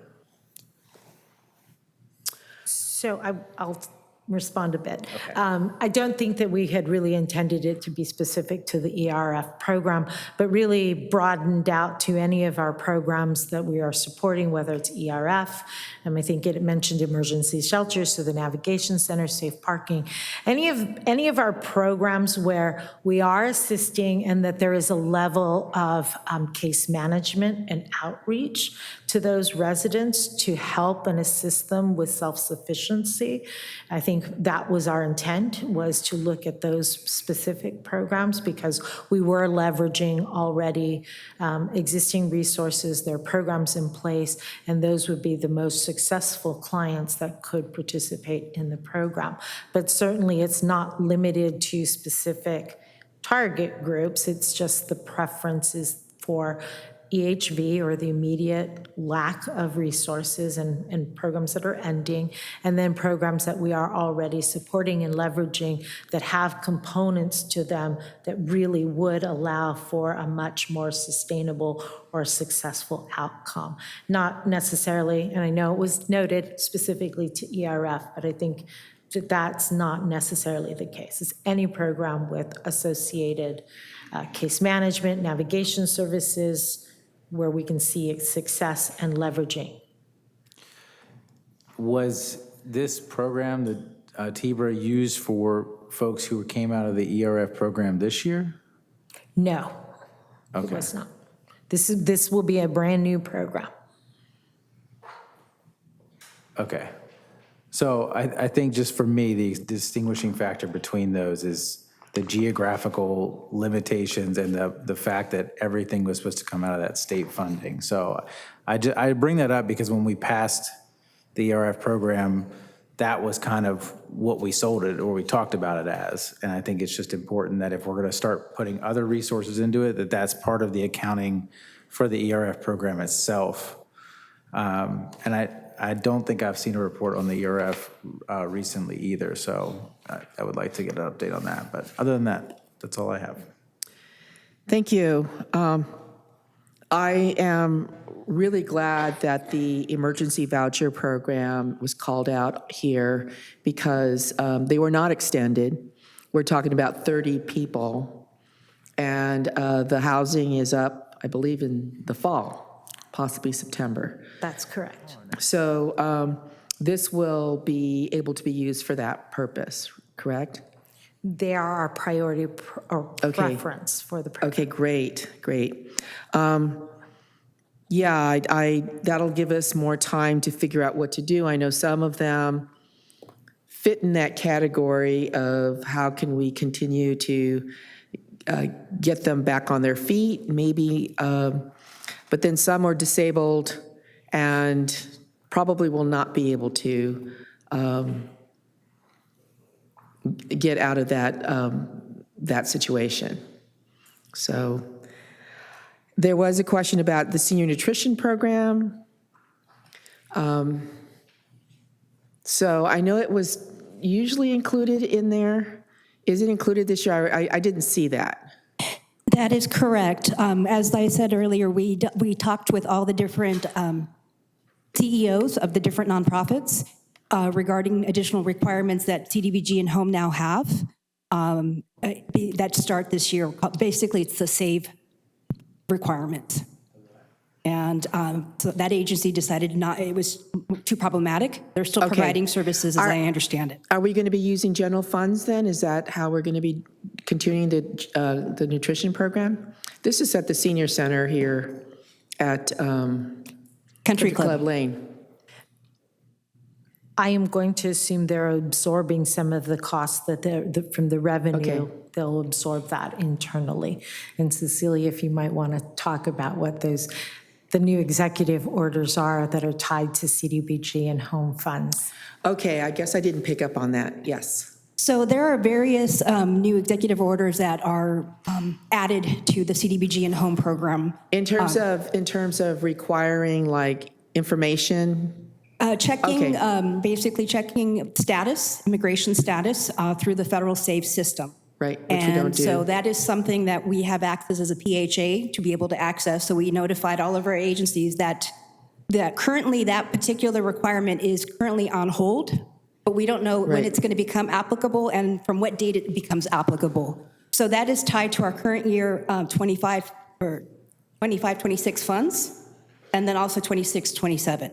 So we basically had all those discussions with all the various agencies, talked about ways they can try to implement their programs, what were some exceptions, and what would be, what could we do? Thank you. And I'll ask our city manager, are we going to be able to absorb the senior nutrition program, which is a pretty important program for the senior center? Yeah, Honorable Mayor and council members, I can share that we have not had that discussion yet. So if there is a desire, then we will need to figure out what that cost is. And as we're bringing the budget forward this next fiscal year, we'll have to share that information, and we'll take whatever direction council would like to give on that.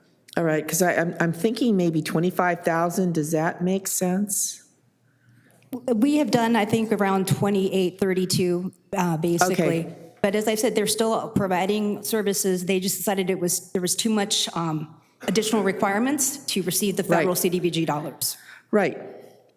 But now I understand completely. It's not going to be included in CDBG. So I'm inquiring about how we can still do the program, which is a very popular program for our community. So I'm going to be looking that we use general fund money to continue that program. So. All right, there is a motion, right, to receive the report, and I think, did we second it? Okay, I'll go ahead and second it. So there's a motion to receive report and initiate the public review period, and there's a second. Deputy Mayor Joyce? Just for direction for staff, I agree. I'd like to understand the program and how we can make sure it's supported. All right. It's not part of this motion, but thank you for those comments. Please vote. Motion approved, 5-0.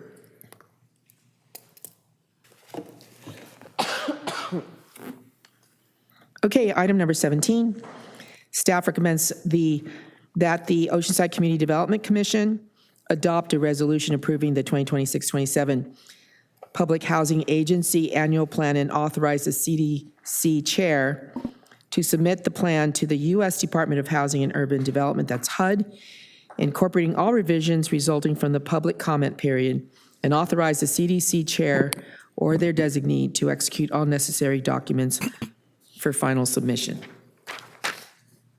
I'm going to go ahead and open this public hearing and request disclosures from commissioners regarding constituent contacts and/or correspondence. Staff only. Just staff report. Staff? Housing Commission. Staff. Thank you. Mr. Secretary, do we have any correspondence and/or petitions? We have not received any correspondence or petition on this item. Okay, we're going to go ahead and start with a presentation by Raymond Rull, our Housing Program Manager. Mr. Rull? Good evening, Madam Chair and Honorable Commissioners. My name is Raymond Rull. I'm with the Housing and Neighborhood Services Department, and I'm bringing before the Community Development Commission the PHA, Public Housing Authority Annual Plan for fiscal year 26-27.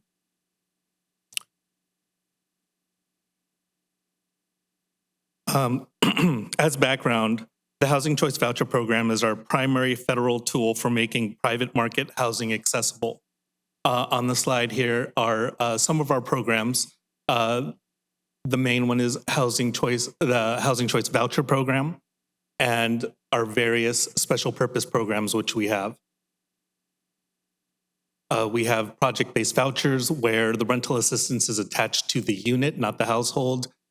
We have vouchers designated for non-elderly disabled households. As discussed earlier, emergency housing vouchers, VASH vouchers for homeless veterans, and we also have a voluntary program called Family Self-Sufficiency. On this slide, we have just a snapshot of the folks that we serve. Currently, in our Housing Choice Voucher Program, we're providing rental assistance to approximately 1,380 households here in the City of Oceanside. 45% of them have been with our program for over 10 years. The average annual income for these households is about $25,100. The average rental assistance payment per month is about $1,831. About half of the folks on with our program are elderly and disabled. So a public housing agency has two plans. One is the 5-year plan, which provides the policies, programs, and operations and strategies for meeting local housing needs and goals. This was adopted by the CDC last year, April 10th, 2025. We also submit annual plans which identify, which is basically a progress report on those goals that we included in our 5-year plan. And we have to submit that April 17th, 2026.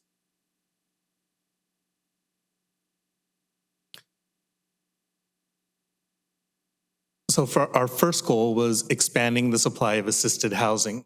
And we've done that in the past fiscal year by initiating or executing contracts for 124 new project-based voucher units. Those projects that are under construction now or will be in the future are El Camino Real, Coast Villas, and Olive Park. 21% of those PBV units are going to be reserved for the HUD-VASH program for veterans.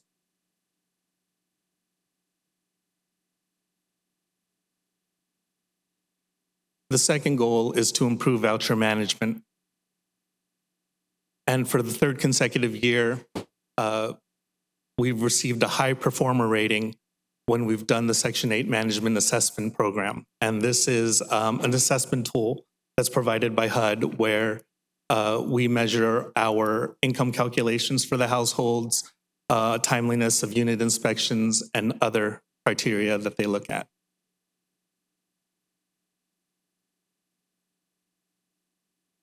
And the third goal is promote self-sufficiency of assisted households. This past calendar year, we secured approximately $145,000 in renewal funding for the Family Self-Sufficiency Program. Currently, we have approximately 37 participants in this program. It's a voluntary program for our Section 8 Housing Choice Voucher participants where we provide coaching and assistance to work with them to get them self-sufficient and off public assistance. So public review and outreach, our review and comment period opened February 9th. It concludes tonight during this public hearing. We advertised on the City of Oceanside website and also in our local newspaper. We also had the plan available on our website as well as at our Housing Authority offices. So that concludes my presentation, and the recommendation is that the CDC adopt a resolution approving the 26-27 PHA plan, incorporating all revisions resulting from the public comment period, and authorize the CDC chairman to execute all necessary documents for final submission. Thank you. Thank you very much, Mr. Roll. Okay, this is the time to hear from the public. Do we have anyone who has signed up to speak? Let's first deal with that list. Yes, we do. We have Jimmy Knott. Okay, Mr. Knott. And then after Mr. Knott speaks, you do not have to have signed up. If you wish to address the council on this item, please, after Mr. Knott concludes his comments, please rise, approach the podium, state your name, and then you have up to 3 minutes to speak. Mr. Knott? Mayor, council members, Jimmy Knott, 127 Sherry Lane. I really am at a quandary here. Earlier on item 13, you're planning for the housing element annual progress report reported 0 extremely low-income housing being built. Because it's 0. a new category that just started this year. Yeah, but there's 0 planned. 0. 0 that is being planned. And we have been told in the media that our housing department has basically said 0 vouchers applications are being accepted. So what's happening is that you have that and that. You also have a lot of people that are economically being forced into homelessness. At the senior center, I've encountered numerous seniors saying, I'm next. What am I to do? Can I give them any hope? When I have statistics like I've been hearing tonight and what I've been hearing along the path, I wish I could tell them I did, but I don't. So what I'm asking for is, please, let's figure out some hope that we can give to our people. Let's please provide hope. Even if it's some sort of moratorium on making people homeless. Some way, some form, somehow, saying Oceanside is unacceptable to make people homeless.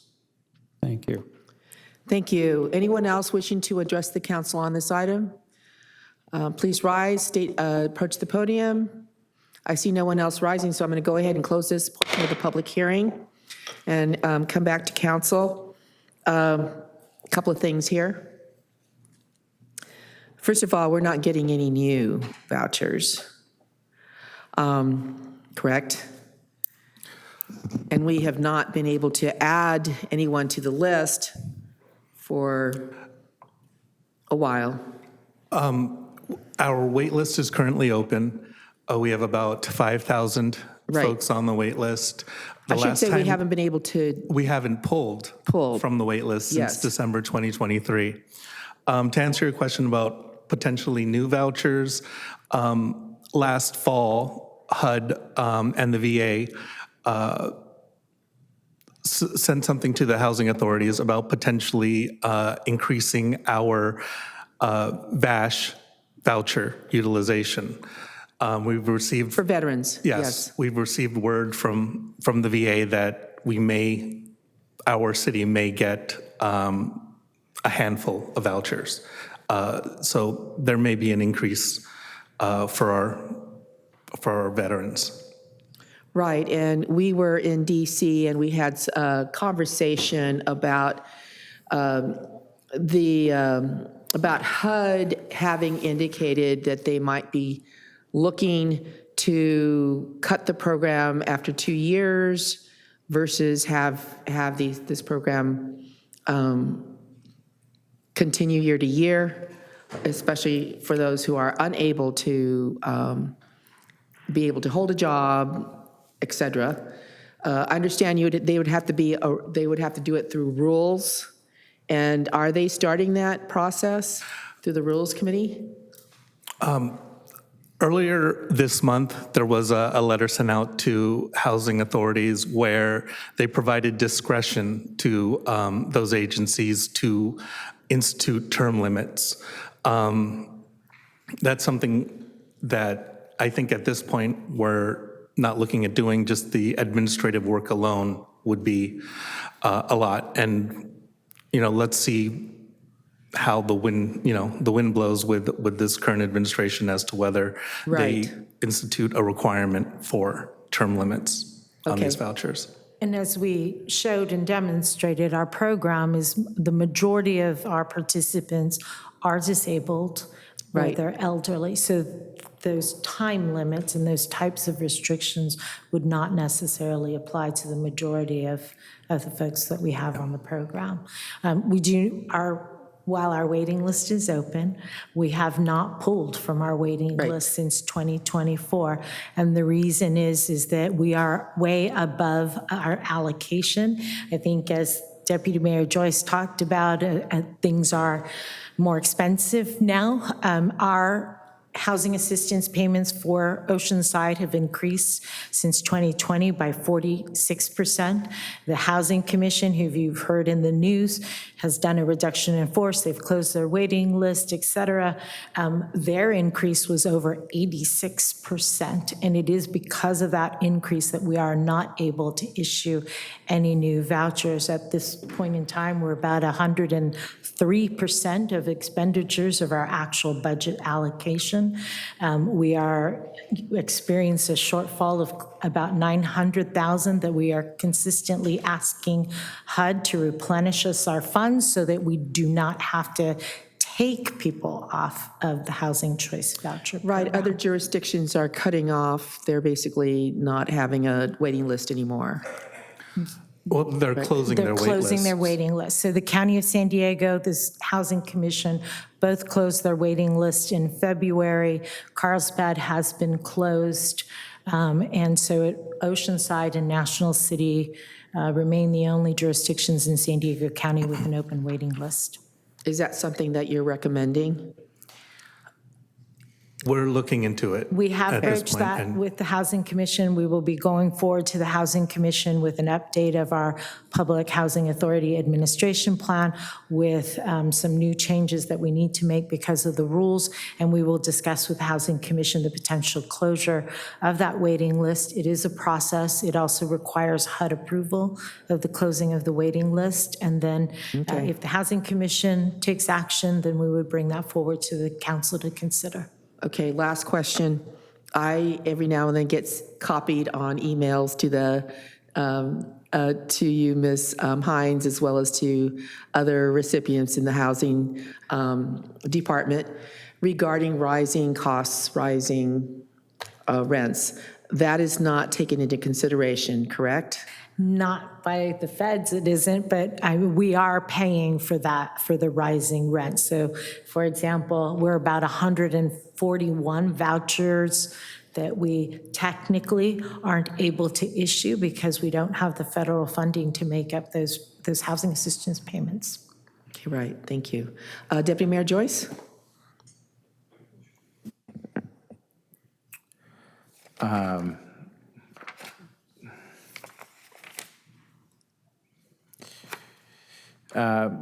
You know what, I'll save mine. Thank you. I know this is a tough spot because everything we just talked about is basically a tragedy in the sense that our housing system has not kept pace with the world that we live in. And closing off our list is like a really sad sign of times, but keeping it open and basically promising people who sign up for it the idea that they might someday get housing from us, which is, you know, unless the conditions change, is a false promise, is a sad state of affairs. So I appreciate the plan and yeah, looking forward to moving forward. Did you make a motion? I didn't hear you. I did not. Okay, Councilmember Robinson? Thank you. Hey, real quick, I know you said it takes a process to close the list, but 5,000 seems like a lot of people. Do you routinely go through there and call off people who may not no longer need it, or do they come in and pull themselves off, or if it's just, get your name on there and just wait and see what happens? No, our staff has the list, and we send out periodic mailings for updates. Also, with their, they self-certify their income. If they're non-responsive, we drop them from the list. Okay. So there is a quote-unquote purging process that we use. But there is direct administration of that waiting list on a day-to-day basis. We have a number of folks who come in daily who want to update information, who want to see where they're on the waiting list, as well as then staff trying to do what we call purging the list to make sure we have accurate information for folks. But we are on a daily basis administering and managing that waiting list. Yeah, and I wasn't implying anything other than just, does it get called off once in a while for those who may not need it anymore, or may not, that's a long time and a lot of people. So, no, I appreciate everything you do over there, so that's fine. Thank you, Mr. Borrego. Honorable Mayor and council members, and I just want to kind of echo some of what was just said, and we've had these conversations about a potential list closure. It's not a decision that we take lightly. We understand the implications, but the point that I was going to make, which Leilani just made, is unfortunately keeping it open, there's also a heavy administrative burden to manage the list, and in my mind, that's probably one of the biggest reasons. I mean, not giving people a false sense of hope is obviously an important consideration, but the staff time associated with managing that list is extensive, and we've had those conversations. Thank you. I'm going to go ahead and move that we adopt the resolution. Is there a second? Second. Okay, there's a motion and a second. Please vote.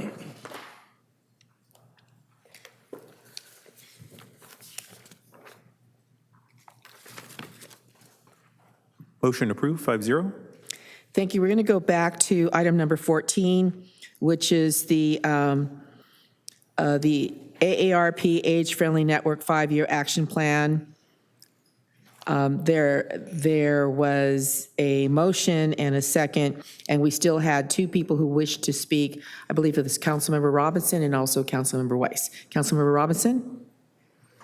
Thank you. A couple things with any plan that we do. In looking at this one, I think there's a number of things that are not cost heavy and probably can be done, but I don't see any dollars assigned to anything. Will we get a cost estimate or something of what some of these bigger items may cost? Because it's one thing to say, oh, we're going to put this plan into place, but it's going to have to be supported financially, and I saw nothing that said what this might cost.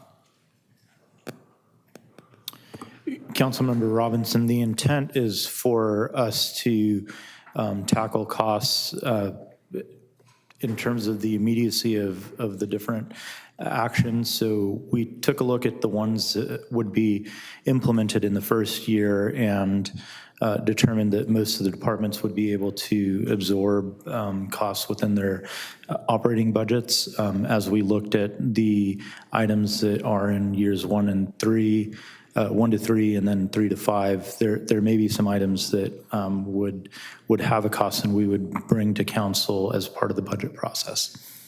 Okay, thank you. And then just two comments. One, first of all, to everybody involved in it, I know it was a lot of work, and I appreciate all the volunteers and staff who worked on this plan.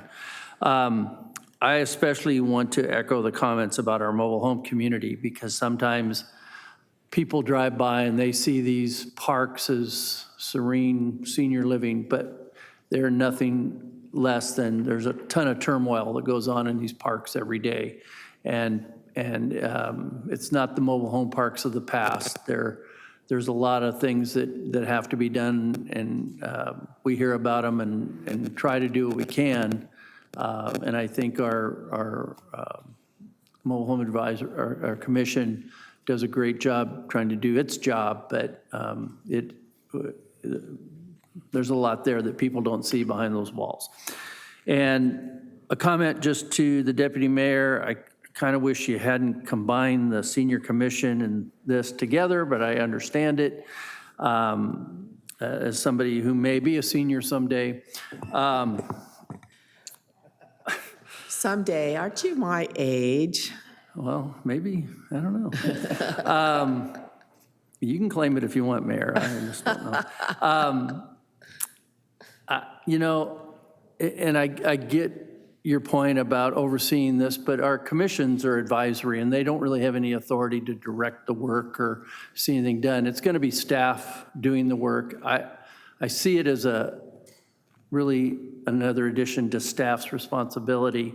I would just throw on an alternative, and it's probably not as good, but you know, we have our CRC. I always thought if we had a designated senior position on the Community Relations Commission, then they could deal with the senior inputs and those kind of things, as opposed to putting together another commission that, if you look at the attendance rates of a lot of our commissions now, there's a lot of meetings that get canceled, a lot of things that don't happen. And I'm not saying that that would happen with this one, but yeah, I'm not going to be the curmudgeon to say no, but because you linked them, because I do want to accept the plan, but I kind of wish you hadn't, but that's all.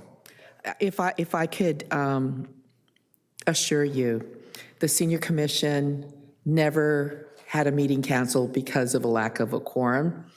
The senior commission did a lot with their volunteer and actually took charge of things.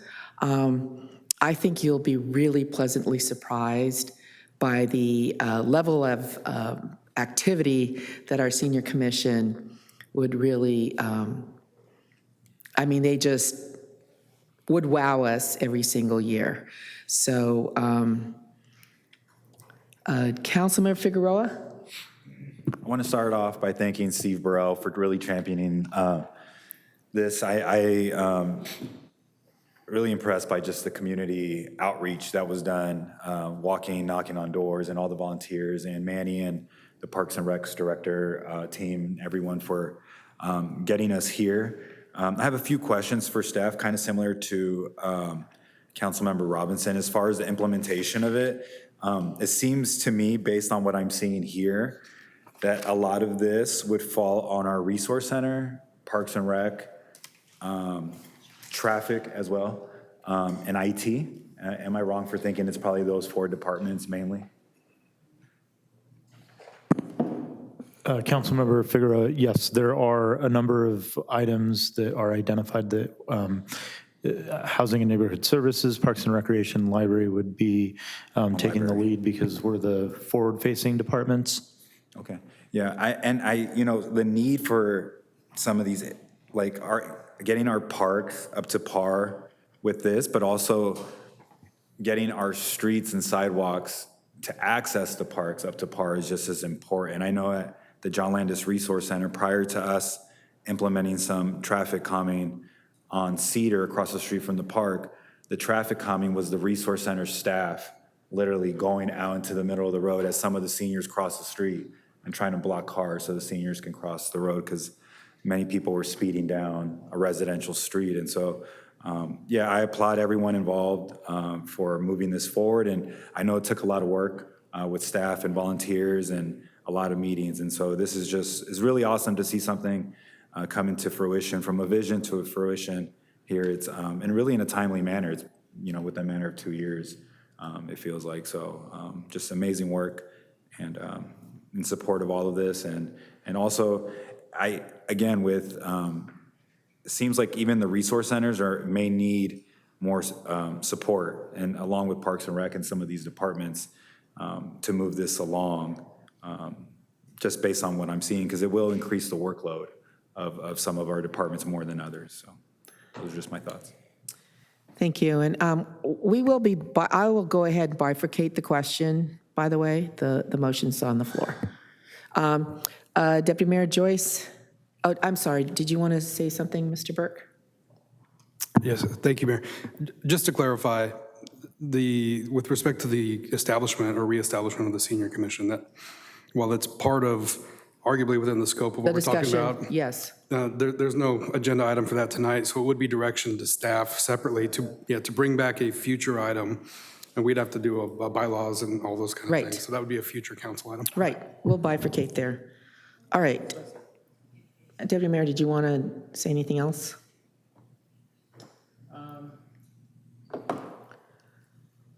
No. Okay. So I do want to say a few things. I love this. I absolutely love, Steve, are you still here? That Steve said he wanted, hi Steve, that he really wanted to do this. I mean, I mean, that passion that he had and he showed throughout. And I want to say, and I want to give kudos as well to the senior leaders that we had back in 97, 98, when they said, hey, we need to have a park at El Corazon. And then in the 2000 election, that one of the things that everybody said, or what was being discussed by candidates, and there were 15 candidates for 2 positions, open positions. Right, Zev? Correct. Yeah, because Zev was also a candidate. And that is, we need to have a senior center. We need to address the issues of our senior communities.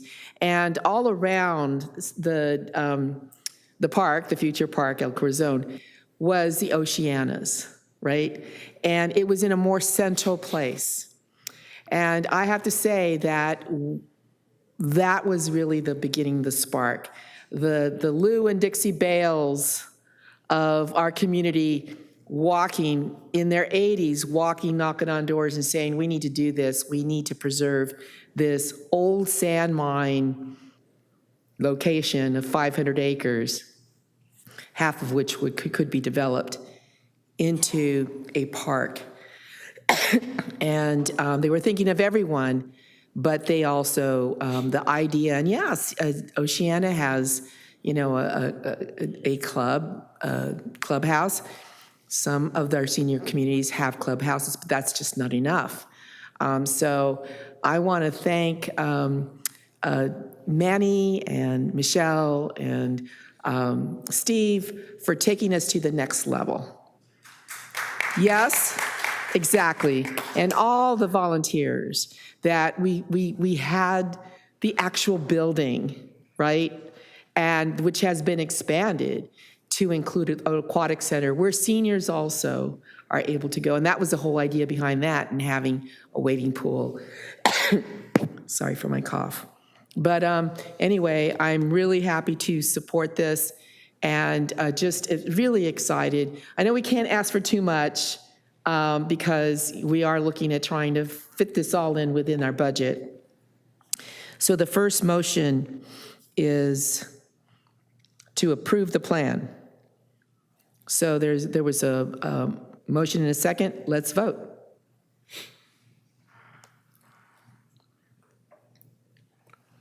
Motion approved, 5-0. Yes. And the second motion, Deputy Mayor, did you want to, I was going to say, give direction to staff to bring back the senior commission. Yes, with the primary directive of monitoring progress, promoting the age-friendly plan, and providing feedback on needed updates. And I just want to speak very briefly how important it is. We got a lot of really... We're also going to let the seniors decide what they want to do, right? To start yes. Yeah, I mean, they will, of course, that's part of a commission. Recognizing that the updating and guidance of this plan is important, and I just wanted to speak to that for a second. We got a lot of really good feedback, and I don't want to let it go uncalled out from the emails and the folks that have weighed in over this time. Putting it all into one plan is hard. It's hard to do. It's hard to really honor the complexity of the feedback that we got. So the reason why having this commission reestablished for this purpose is really important is because needs change on a year-to-year basis. You know, we talked about just a second ago what housing vouchers we're getting from the state. That changes on a year-to-year basis. If all of a sudden housing is an extreme emergency, which I would say it is now, but it could be worse, that would be something that could be guided by the senior commission to look at addressing on a faster basis. So I just want to speak to the importance of it reestablishing. Thank you. Right, thank you. And so the direction to staff to bring this back to us, including the bylaws. And there was something else I was going to say, but I can't remember now. So there is a motion and a second. Did you want to say something else? I just want to clarify what you said. Are we voting to bring it back to then decide about a commission? No, we're giving direction to staff to bring back the proposal to restart the senior commission. Correct. Yes. That's the motion. That's the motion, and I think they did a fantastic job. It was unfortunate that we had the Great Recession. We ended up cutting 12, 13 commissions, and that was probably one of the most important ones that I know was really difficult to cut.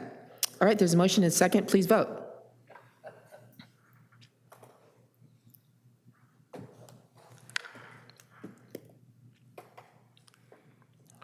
Motion approved, 5-0. Thank you.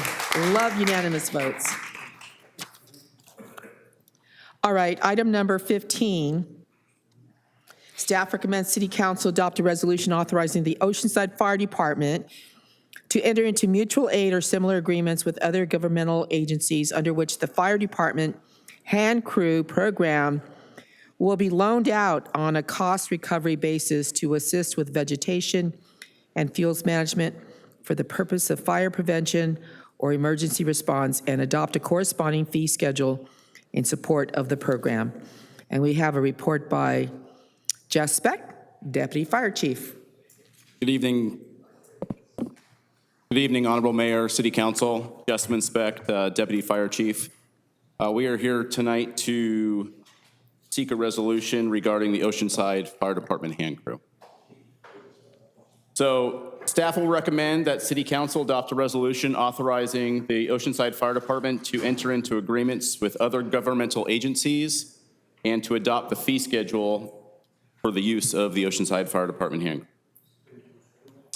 A little background, City Council created the fuels crew member classification on November 5th, 2025. The hand crew will perform brush mitigation, vegetation clearance, and will help improve wildfire resilience both in and out of the city. The hand crew will enter into agreements with both local and regional agencies to provide fuels mitigation work, and will seek reimbursement for the cost of doing such work. The hand crew will also work to be certified at the state level to be able to respond to wildfire emergencies both in and out of the region, and all those reimbursements will be paid through the California Mutual Aid agreement that we have, the Master Mutual Aid Agreement. A little background, the hand crew was started in March of last year with $300,000 in seed money from Measure X. We've also received $100,000 from Jim Desmond's office through the Neighborhood Rehabilitation Program grants. And tonight on the what's it called? The consent calendar, thank you. You guys, this council approved $35,000 from the San Diego Regional Fire Foundation. The two grants that we've received have been going towards paying for equipment and some PPE for the crew.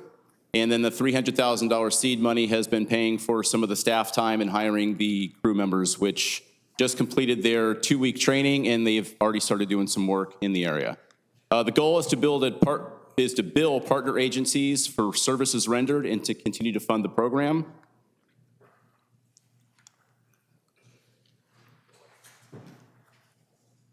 We will continue to seek out grant opportunities. In fact, we have pretty good intel that we will likely receive another NRP grant from Jim Desmond's office. So we're constantly seeking out other ways to fund this program. And cost recovery will be a big way for this to become a self-sustaining entity. With this resolution and fee schedule, staff will be able to collect reimbursement from partnering agencies, both in and out of the city for work provided. We will also collect reimbursements from any wildfire incident through the Master Mutual Aid response. And the recommendation that we have for you tonight is to adopt the fee schedule and to adopt the resolution to support Oceanside Fire Department hand crew. And I am here for any questions that you may have. Thank you.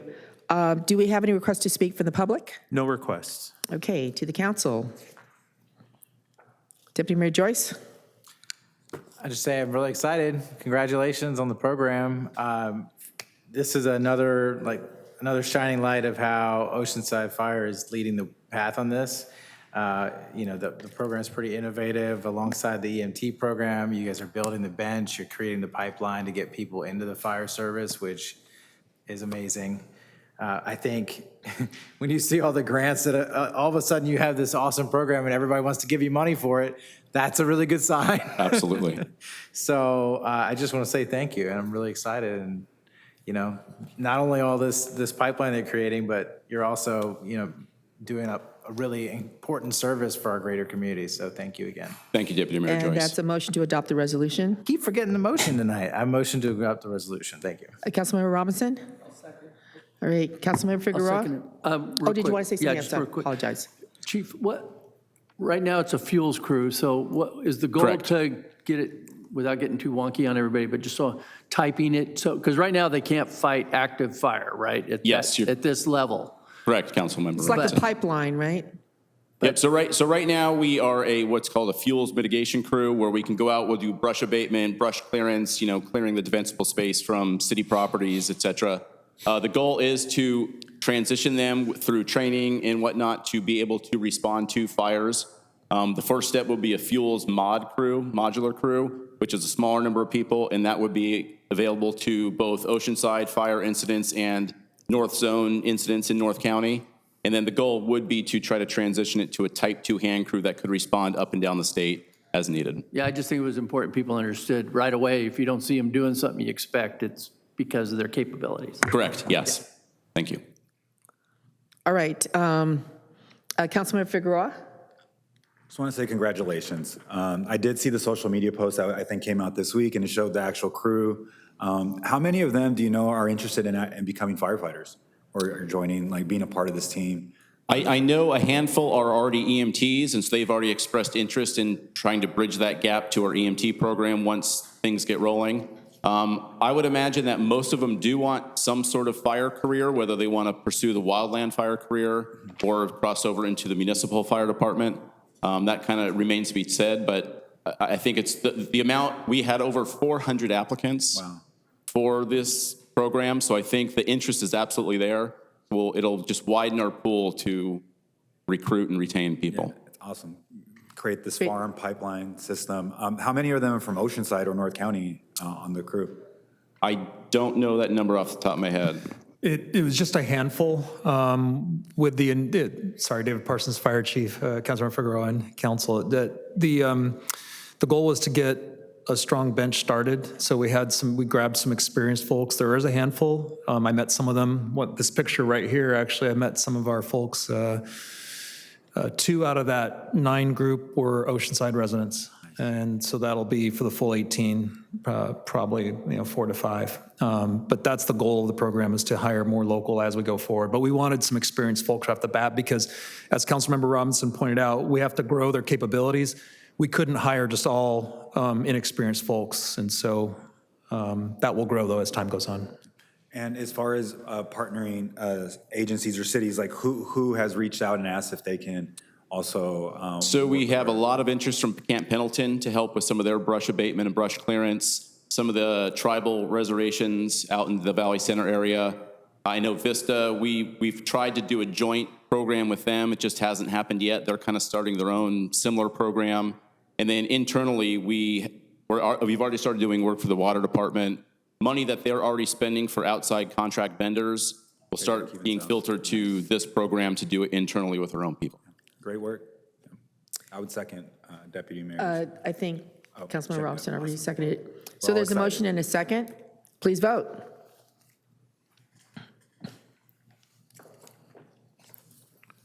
Motion approved, 5-0. Thank you. Thank you. We're on public communications and off-agenda items. Number 19, we have, 5 speakers? 4 speakers, okay? First one is Michelle Sear, followed by Jimmy Knott, followed by Kathy Dane. Hey, good evening again, Mayor Sanchez, Deputy Mayor Joyce, and council members. Michelle Sear, Oceanside resident. Wanting to mention a few things. First of all, I want to give you a positive shout out for updating the Know Your Rights information on the city's website. I know I speak for quite a few of us who are pleased with how thorough it is compared to before. I know that you don't often hear about things you're doing right, so I wanted to share that, especially in light of the fact that ICE kidnappings have increased dramatically in our community. I want to encourage all to be aware of our rights and to spread the word, the information to help protect our neighbors. It's up to us to do that, to help our neighbors. Another way we can help protect our neighbors is by carrying whistles. I have this red whistle. I'm not going to blow it though, because it'll be loud. When you see ICE vehicles and masked men arrive, 3 short blows on the whistle alerts people that ICE agents are in the area, and 3 long blasts on the whistle, or 1 long continuous one, indicates that an active detention is occurring, calling on neighbors to witness and document them, but please stay at least 10 feet away when you do this for your safety. I also wanted to just speak out for a minute on 2 and 4 our Marines stationed at Camp Pendleton and all of our active duty service members. Many of you have been deployed and risk your lives for this unauthorized war that Trump started for whatever reasons. Many have already lost their lives, as have many civilians. I'm scared for them, and I'm scared for us here on the coast in case we are attacked, a risk that has only been heightened by Trump attacking a hornet's nest. So please come out and join us for No Kings this Saturday and protest and say no to the king and no to this war. Go into mobilize.us and sign up to attend. We're going to have one protest here in Oceanside from 4 to 6 p.m. at the Civic Center, and in Carlsbad at Marin Road and El Camino Real, a new location, at 10 a.m., which corresponds to the Waterfront Park San Diego protest at 10 a.m. And that's all. Thank you for your time. Thank you, Mr. Knott. Mayor, council members, Jimmy Knott, 127 Cherry Lane. There are consequences for war, and we're all feeling it, including the city. And we need to start planning actions and evaluating for those actions. Number 1, fuel, as we all have experienced. It's impacting every bit of our city operations. And also, like with the air conditioner here, it's taking energy. That is also another thing. In foreign countries, they're actually turning their temperature down on their air conditioners and telling the people, take off your jackets, take and preserve energy. There are other consequences as well. If you think about it, everything is impacted by this war that's going on. We need to start looking at how it is impacting or going to impact our city.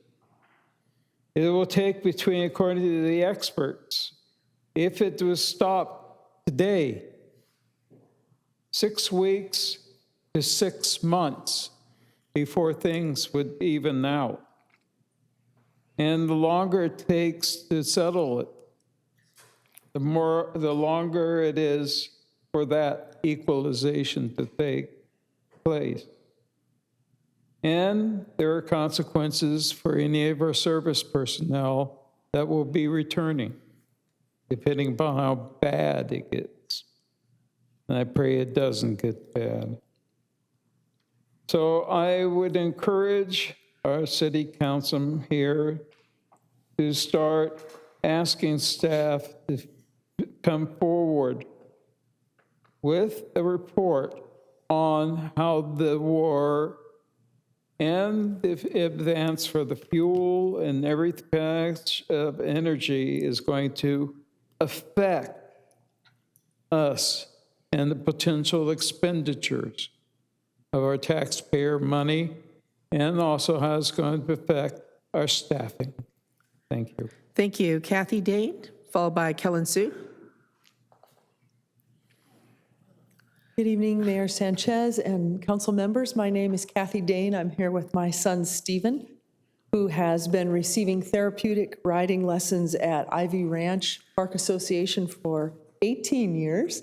And he's also been a part of their working intern program for the last 7 years. His life has been enriched and filled with worth and meaning largely because of Ivy Ranch.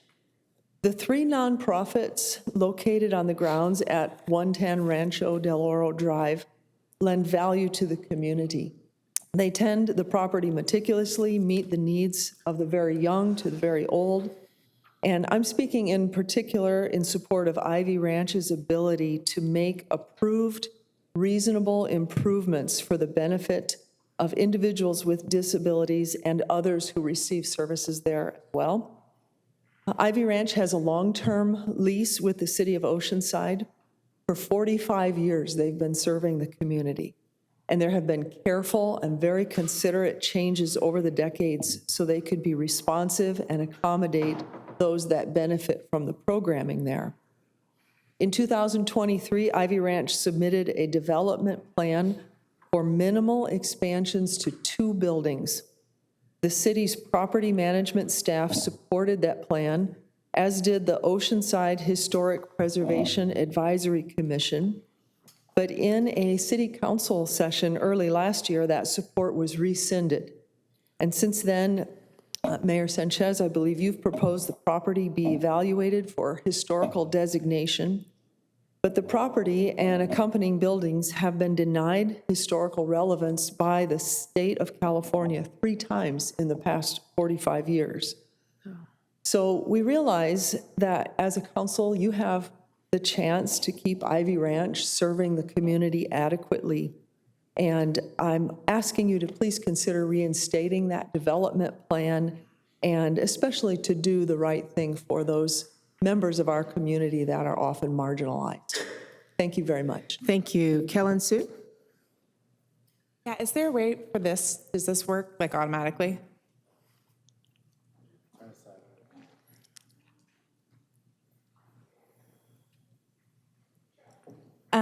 I am often here speaking about playgrounds, and tonight I'm here just asking, my name's Kellen Sue. I live in Oceanside. I know that there was a 7-foot height requirement for parking put into place along Pacific Street and then Harbor within the last 5 years, I think about 4 years ago. The area that I'm discussing tonight is like directly in the harbor. There's a large hill, and it's still, you're not allowed to park there if your vehicle is more than 7 feet high. I drive a vehicle that's more than 7 feet high because I have a lot of kids. So there's so many places that I can't park. I'm asking that you would allow parking for tall vehicles there. It doesn't block anyone's view. It's a hill. And that, you want me to zoom in? You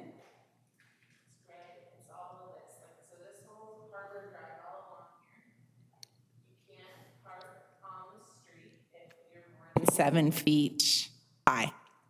I think it was put in because of Pacific. So like I understand there was a view on Pacific Street. People didn't want their view blocked by giant cars. There is no view here. I'm not sure why it got extended all the way through Harbor, but I'm just asking that that would be considered. Thank you. And also, we need new playgrounds. All right, thank you. Now we're on item number 20, under City Clerk updates. Staff recommends the City Council select a subset of applicants to be interviewed at the upcoming Planning Commissioner appointment workshop scheduled for April 1st, 2026, or set an alternative selection process. And I'm going to go ahead and hand it over to Mr. Zeb Navarro, our City Clerk. Thank you, Madam Mayor. Honorable Mayor and council members, I'm here to ask for direction from council on how to proceed on the Planning Commissioner appointment for our April 1st workshop. Currently, right now, there are 53 applicants for 3 vacancies on the Planning Commission. I am seeking whether the council wishes to interview all the applicants, which would roughly log us in at about 6 hours, or whether the council wish to forward names of candidates they wish to interview at the April 1st workshop. So I will, that would be my recommendation, is to just seek direction from council on how to proceed. All right, thank you, Mr. Navarro. So when in our discussion, you were suggesting maybe submitting 3 to 5 names. 3 to 5 names would be at this time. At this time would be good, because some candidates may pull out, some candidates may not show up, and you want to have a good crowd of candidates to interview for the 3 vacancies. Last time we did this, there was 2 vacancies. This time, there's 3. And last time we gave 5? Last time, I believe council gave us five names. Okay. Each All right. council member gave us 5 names. And there may be some overlap as well. All right, Councilmember Robinson? Thank you. Yeah, I remember last time we did this, it was a little bit painful, and part of the discussion was how do we allow, first of all the applicants that applied, thank you for applying. If we, like we did last time, if we write it on paper and hand it in, we'll probably have some overlap. Then we're going to have a discussion about, well, how do we get the maximum number of people to interview, to allow the maximum number. So I'd just make a suggestion. I was going to suggest 3, but since you said 3 to 5, I'll say 4. But we verbally give our 4. So if the deputy mayor mentions somebody on my yes list, that I can cross it off and go, because I've got 8 people that I could suggest tonight for interviews. But if we write them down on paper, we're going to limit that even more. And I don't think that's fair to the total number of applicants we have. So I'm more than willing to verbally tell the clerk these names. And then, of course, if you want to duplicate it, you duplicate it, or you pick somebody else. Does that make sense? I think there was, I thought, and maybe this was not a good assumption to have, is that we anticipated some overlap so that we can cut it down to 10 to 15 maybe interviews. Okay, then I would say Because otherwise it's 3 names each, so we don't have an overlap. We just get it out there, the 3 that we want, and then we don't have any. If 15 is what you want, Mayor, I'm fine with that. I think 15. I mean, 15 is a lot to interview if they all show up. We did have some people who ended up not showing up. That's why it's a 3-hour meeting. Yeah, we had a lot. It's a 3-hour meeting. So maybe I'm just saying 10. Okay, so you're saying each of us times, give 2 names. That would be a 2-hour meeting, right? 10. Madam Mayor? Yes. Madam Mayor and Council, we're expecting each interview to last about 8 minutes. However, probably it was best for at the workshop, but there's usually the clerk asks 3 questions. Why do you want to serve on the Planning Commission? What skills do you bring to the Planning Commission, and are you related to anybody here at the city? In the past, the council has said, let's forego that, give them a 1-minute elevator pitch, and then every council member asks a question, and they get 1 minute each to respond to each council member's question. So that kind of cuts down the interview time to about 6 minutes. So Right, I think just it keep was that more in than mind. 1 minute presentation. I think it was more like 2 or 3, wasn't it? 2? No, I mean, for their presentation. If the we were council skipping- wants to give if the we're candidates skipping- 2 minutes or 3 minutes. If we're skipping the initial, your 3 questions. Correct. And going just for them to directly address us on why they believe they should be picked to Correct. serve on the Planning Commission. It should be more than 1 minute. I think 1 minute is really tough. Well, that is the direction we're seeking from Okay, council. maybe but 2 or 3 I was going to bring minutes. that up at the meeting next week. Yes. So when they come up, they give 2 minutes. I'm fine with that. 2 minutes? versus 3. What is being negotiated right now? There's a back and forth, and just the rest of us are just sitting here listening to a negotiation. Well, how much time do you? Sorry, Deputy Mayor Joyce, did you want to say something? Please. Well, actually, Mr. Burke, did you want to say something first? Our city attorney kind of. I would just note that last year, you identified 3 minutes for an introduction and then 1 minute per question. So that's what you kind of decided on last year when we went through this process. That does not tie your hands for this year. You can come up with whatever process for the interviews you'd like.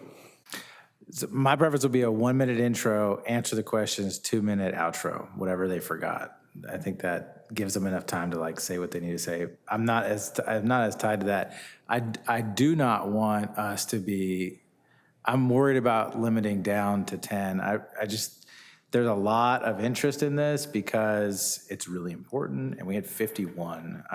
I would like us to at least recommend 4 members each, knowing that we're going to have overlap. That would be my preference. I don't want to do the verbal one only because I don't want it to look like favoritism. I'd rather us do 4, and then there will be some overlaps, which will naturally reduce the number of total. So that would be my preference.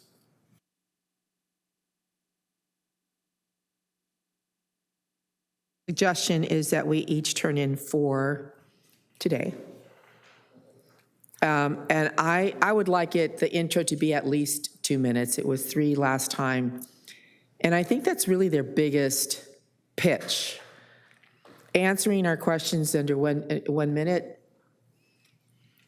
So I'm sorry. 2 at the beginning and then 1 minute at the end. Okay. So the suggestion, you weren't on your mic, is that they do a 2 minute intro and then a 1 minute wrap up if they didn't get a chance to say something. All right. So Councilmember Figueroa? And so, yeah, we had a lot of interest. I think last year we did 4. I think it was 3 or 4. I support 4. Okay. Year. Yeah. Well, so we're going to turn in 4 right now. Take a break for 5 minutes?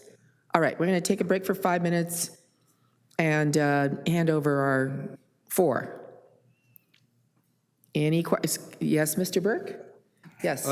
Just to make clear, right, so that there's no secret ballot. While we are going to write down your 4, you need to have your name on it, and the clerk will identify each of you.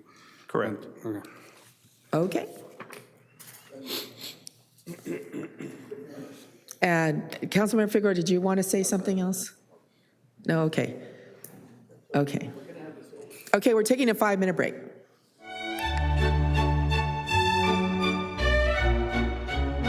Again, back to Mr. Navarro. Okay. Thank you, Honorable Mayor and council members. I went ahead and inputted your selections on an Excel spreadsheet.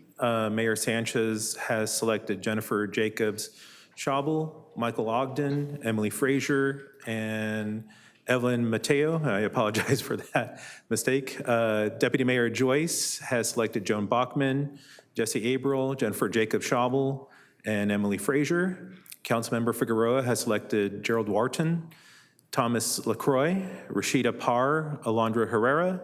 Councilmember Robinson has selected Jennifer Jacob Schaubel, Michael Ogden, Graham Ross, and Kent Rundle. Councilmember Weiss has selected Henriette Burbank, Robert Casey, Joseph Ganino, and Michael Ogden. And based on these selections, we have 15 applicants selected from the 50 plus or so. So you took out all the overlaps? Yes, yeah, so with all the overlaps, there are 15 individuals selected. Okay. So we have our list, and we already have decided on what the process is going to be. Is there anything else that we need to decide? Anything else you need from us? No, we were just looking for that direction on how to proceed, and then my office will select the candidates, and then I believe You will contact the candidates. Yeah, And I do want to thank everyone for putting in their applications. It's a great big job. It's a lot of hours of work, and so happy to have so many people willing to do that kind of work. Deputy Mayor? I think we actually do need to talk about the the vote, because last time we had talked about it being a ranked choice, but it wasn't a ranked choice the way that we did it. So I think we should decide on whether or not we're doing ranked choice or not. And how how we're going to count the vote, because that actually has a big importance on how we vote. I think what happened was that those that were named more often were actually chosen. Right, but that's not ranked choice. So I thought we were doing ranked choice, which would have eliminated the bottom vote getter, and you would retally the votes of the next vote. So that's ranked choice. We did pick 5, I think it was 5, or pick 3 or 4. It was 5. And then whoever got the most votes on every list. So I think it just matters on how we're going to vote. And so do we need to set that today, or can we set the voting method next time? What would you prefer, sir? We could definitely discuss that at the April 1st workshop, mainly because I don't think that portion was agendized for tonight's meeting. Okay. But when you do select your 3 applicants for the Planning Commission, I think that would be a more appropriate time on how you would decide to select your applicant. And I'm going to see if our city attorney, am I okay of saying that? Yeah, I think you're fine. I think it's appropriate to do it at the workshop when you establish what the voting criteria is, and that'll give the folks here an opportunity to think about how that process works. Awesome. Thank you so much. All right, thank you. So next on the agenda is, Councilmember Weiss has his light on. Councilmember Weiss. Apologies. Thank you, Mayor. And just real quick, to everyone of the 50-some that applied, and I know there's a lot of you out there that aren't selected to be interviewed, there are lots of vacancies on a number of other commissions. So please, if you're interested in being on something that makes a difference, we just are going to be appointing a new commission here shortly in the next month or so. But there are a number of vacancies, so please don't see this as, asking you to go away. Please look at the other commissions and committees and the city clerk's office, and contact the city clerk's office. They publish the vacancy list. Please get involved. Thank you for saying that. All right, we're on adoption of ordinances. Item number 21, staff recommends City Council adopt an ordinance amending Chapter 7 of the Oceanside City Code to add a new narrowly tailored exemption from the tobacco retail license requirement for qualifying cigar-only retailers. Do we have any requests to speak on this item? Not on this item. Okay. I'm going to go ahead and move adoption. Is there a second? Okay, let's vote. Let's title the ordinance. Thank you. This would be the second reading and adoption of an ordinance of the City of Oceanside, amending Chapter 7 of the Oceanside City Code to establish a limited exemption from the tobacco retail license requirement for certain cigar-only retailers. Please vote.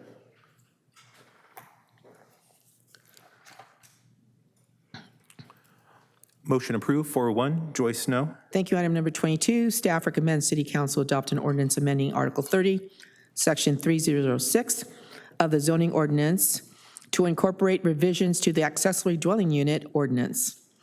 This was introduced on March 11th. Do we have any requests to speak from the public? Yes, we do. We have a request from Jimmy Knott. Mr. Knott? Mayor, council members, Jimmy Knott, 127 Cherry Lane. In my review of the ordinance, I ran across one thing that was quite interesting to me, and it may have some bearing on some of the issues that were being discussed. And that is that I noticed that mobile homes are prohibited from being an ADU.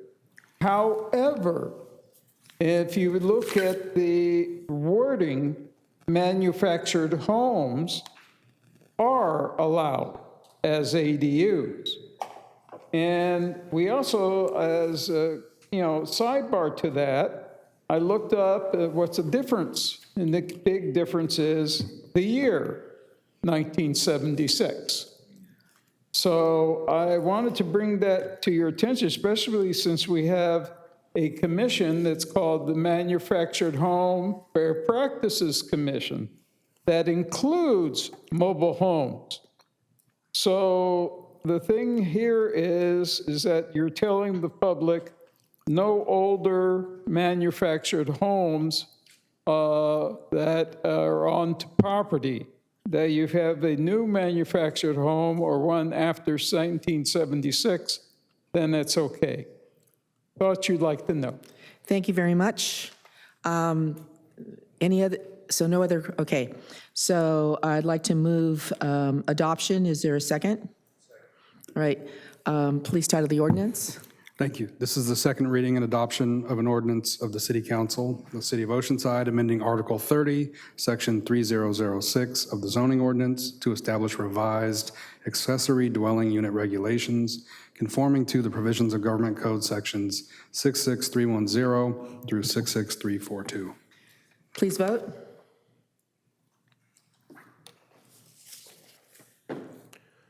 Motion approved, 5-0. Thank you. We're on to general council member comments. Anyone who wishes to speak? Deputy Mayor Joyce. Just a couple comments. Last week, we were in Sacramento for our legislative advocacy, and again, we had an amazing team. We talked a lot about SB 79 and a lot about Rebeach, and we had some really constructive conversations, and staff once again did a phenomenal job representing our city. So I want to thank everybody for doing that, along with the mayor. I thought we were able to be very effective in those conversations. I recently had an NCTD board meeting last week, and we talked about a couple of really important things.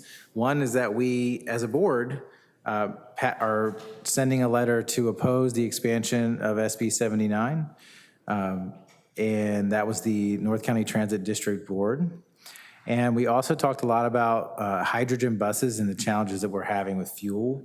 So NCTD is adopting hydrogen buses in response to state mandates, and now it is become very challenging to address hydrogen fuel shortages. So this is one of those situations where it has a really great intent, but the result is that it makes it really challenging to run our buses. So we're dealing with that.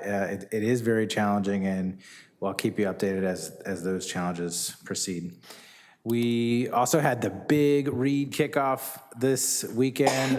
It's our 7th Big Read kickoff. Our library does such a phenomenal job in partnership with many, many, many organizations. They're going to be doing a whole run of awesome activities, and they even have a little read, so a read that's for kids.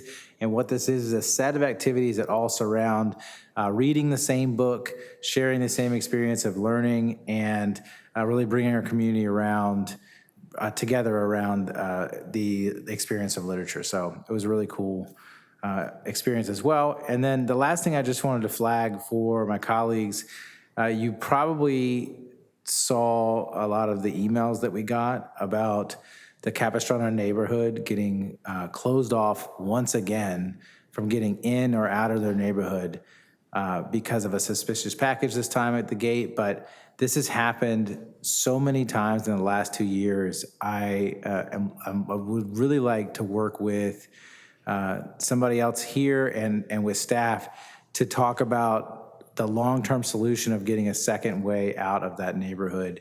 It's a huge undertaking. We've been trying to work with the base. We've been trying to work with Caltrans to figure it out. But essentially, a neighborhood I represent gets completely cut off from the rest of the world for hours, sometimes a full day at a time. And it's just not an acceptable situation for any neighborhood to have to deal with. So I wanted to make sure my colleagues were aware of that, and in hopes that we can collaborate on trying to find some solution. So thank you. Councilmember Robinson. Thank you, Mayor. Yeah, great for bringing that up. I fully agree with that. Neighborhood is at a challenge. Number of events, I'll go real quick. Jim Desmond, State of the County, attended that. Our Utilities Commission. There's a brand new Ace Hardware down on Oceanside and College, right? It's beautiful. Go there, check it out. Oceanside Museum of Art and Expansion kickoff. Attended advanced board meeting and KOCT fundraiser. But Councilman Deputy Mayor Joyce brought something up that I did want to mention, and I don't know why it's becoming a habit, but kind of goes back, Mayor, if I can, to the Japan trip, and I know we talked about that, and I don't want to rehash that. But then after that, there's a trip to Oregon for the Beach that I didn't know anything, it was happening. And again, this isn't personal, but the deputy mayor went. You went, and the deputy mayor, you didn't go to that one? Sorry. Okay, I'll let you off the hook on that one. Just you. Again, I personally didn't hear about this trip or who was going or who could go. It sounded like we sent a pretty big contingent. Follow that, the Washington, D.C. lobby trip, which was on the calendar, we knew about it. Again, you went, the deputy mayor went, which normally, at least in my short time, hasn't happened. And again, didn't know about it until after you were gone. And then lastly, the Sacramento trip, which I had no idea, again, that there was a lobby trip to Sacramento on the calendar. The deputy mayor went, you went. I didn't know about it until the city manager sent his email that he was going, and then your email. I had no idea who else was going until the mayor pro tem at the time kind of shared with me who was there. So I don't know how we fix it, but if there's opportunities to travel, it kind of bothers me that the mayor and the deputy mayor go to these things. I think the deputy mayor is kind of filling behind if the mayor goes. I get your role and responsibility, but somehow as a council, we have to come together and figure out a way. How do we make sure, maybe it's a council calendar, that all the things are scheduled, and then there's an invite goes out to all of us to see who has an interest in going. That's all. So I just trying to prevent problems. Right, thank you, and I appreciate that. First of all, when we do our assignments to commissions as liaisons and also to the regional appointments, we also appoint those who will be representing us at DC and also in Sacramento. And so the two names were myself and the deputy mayor, so we did actually vote on that, and that was a 5-0 vote. So we both went to both places, and I've been working pretty hard on the subject matters that we were actually able to address, and we were able to meet with our representatives along with running into other representatives, so it was actually a really good, they were both very good trips. As to Oregon, that was actually funded by a private person, and we actually received invitations, invitations. I did not know I was going to receive an invitation. It was not an open invitation, it was by invitation only. So I believe that Deputy Mayor received it because he covers District 1. That was the explanation I got from staff. How was this decided? Well, I kind of assumed it was because I'm the mayor, and that's why they invited me. It was a contingent. It was, I didn't know who had been invited in terms of all the names, but our city manager was there, Jamie Timberlake was there. Also, we had representation from Surfrider and also from the Coastal Commission and from, I'm trying to remember who else. But anyway, I want to say that I did ask our city manager if he would be doing a presentation, because I did feel a bit uncomfortable that I got to see this and we need to have a presentation to the rest of the council. So that is coming.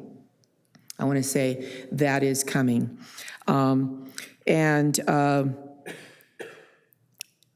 As to the report about Sacramento and SB 79, I know that we are we're speaking as one voice on our concerns about SB 79. Things are changing rather quickly. At the time, we were addressing what was signed off by our governor, as well as 2 potential Senate bills that were being worked on by Wiener. And as of Friday, we received notification from HCD that included definitions and clarifications. And my understanding from Sandag is that Wiener is not moving forward on those two in terms of expanding the programs. But we do have this item that will be calendared on the April 8th City Council meeting, because we definitely need to talk as a council about SB 79 and the definitions that have just been released on Friday, as well as the fact that the maps are going to be issued soon by SANDAG. So,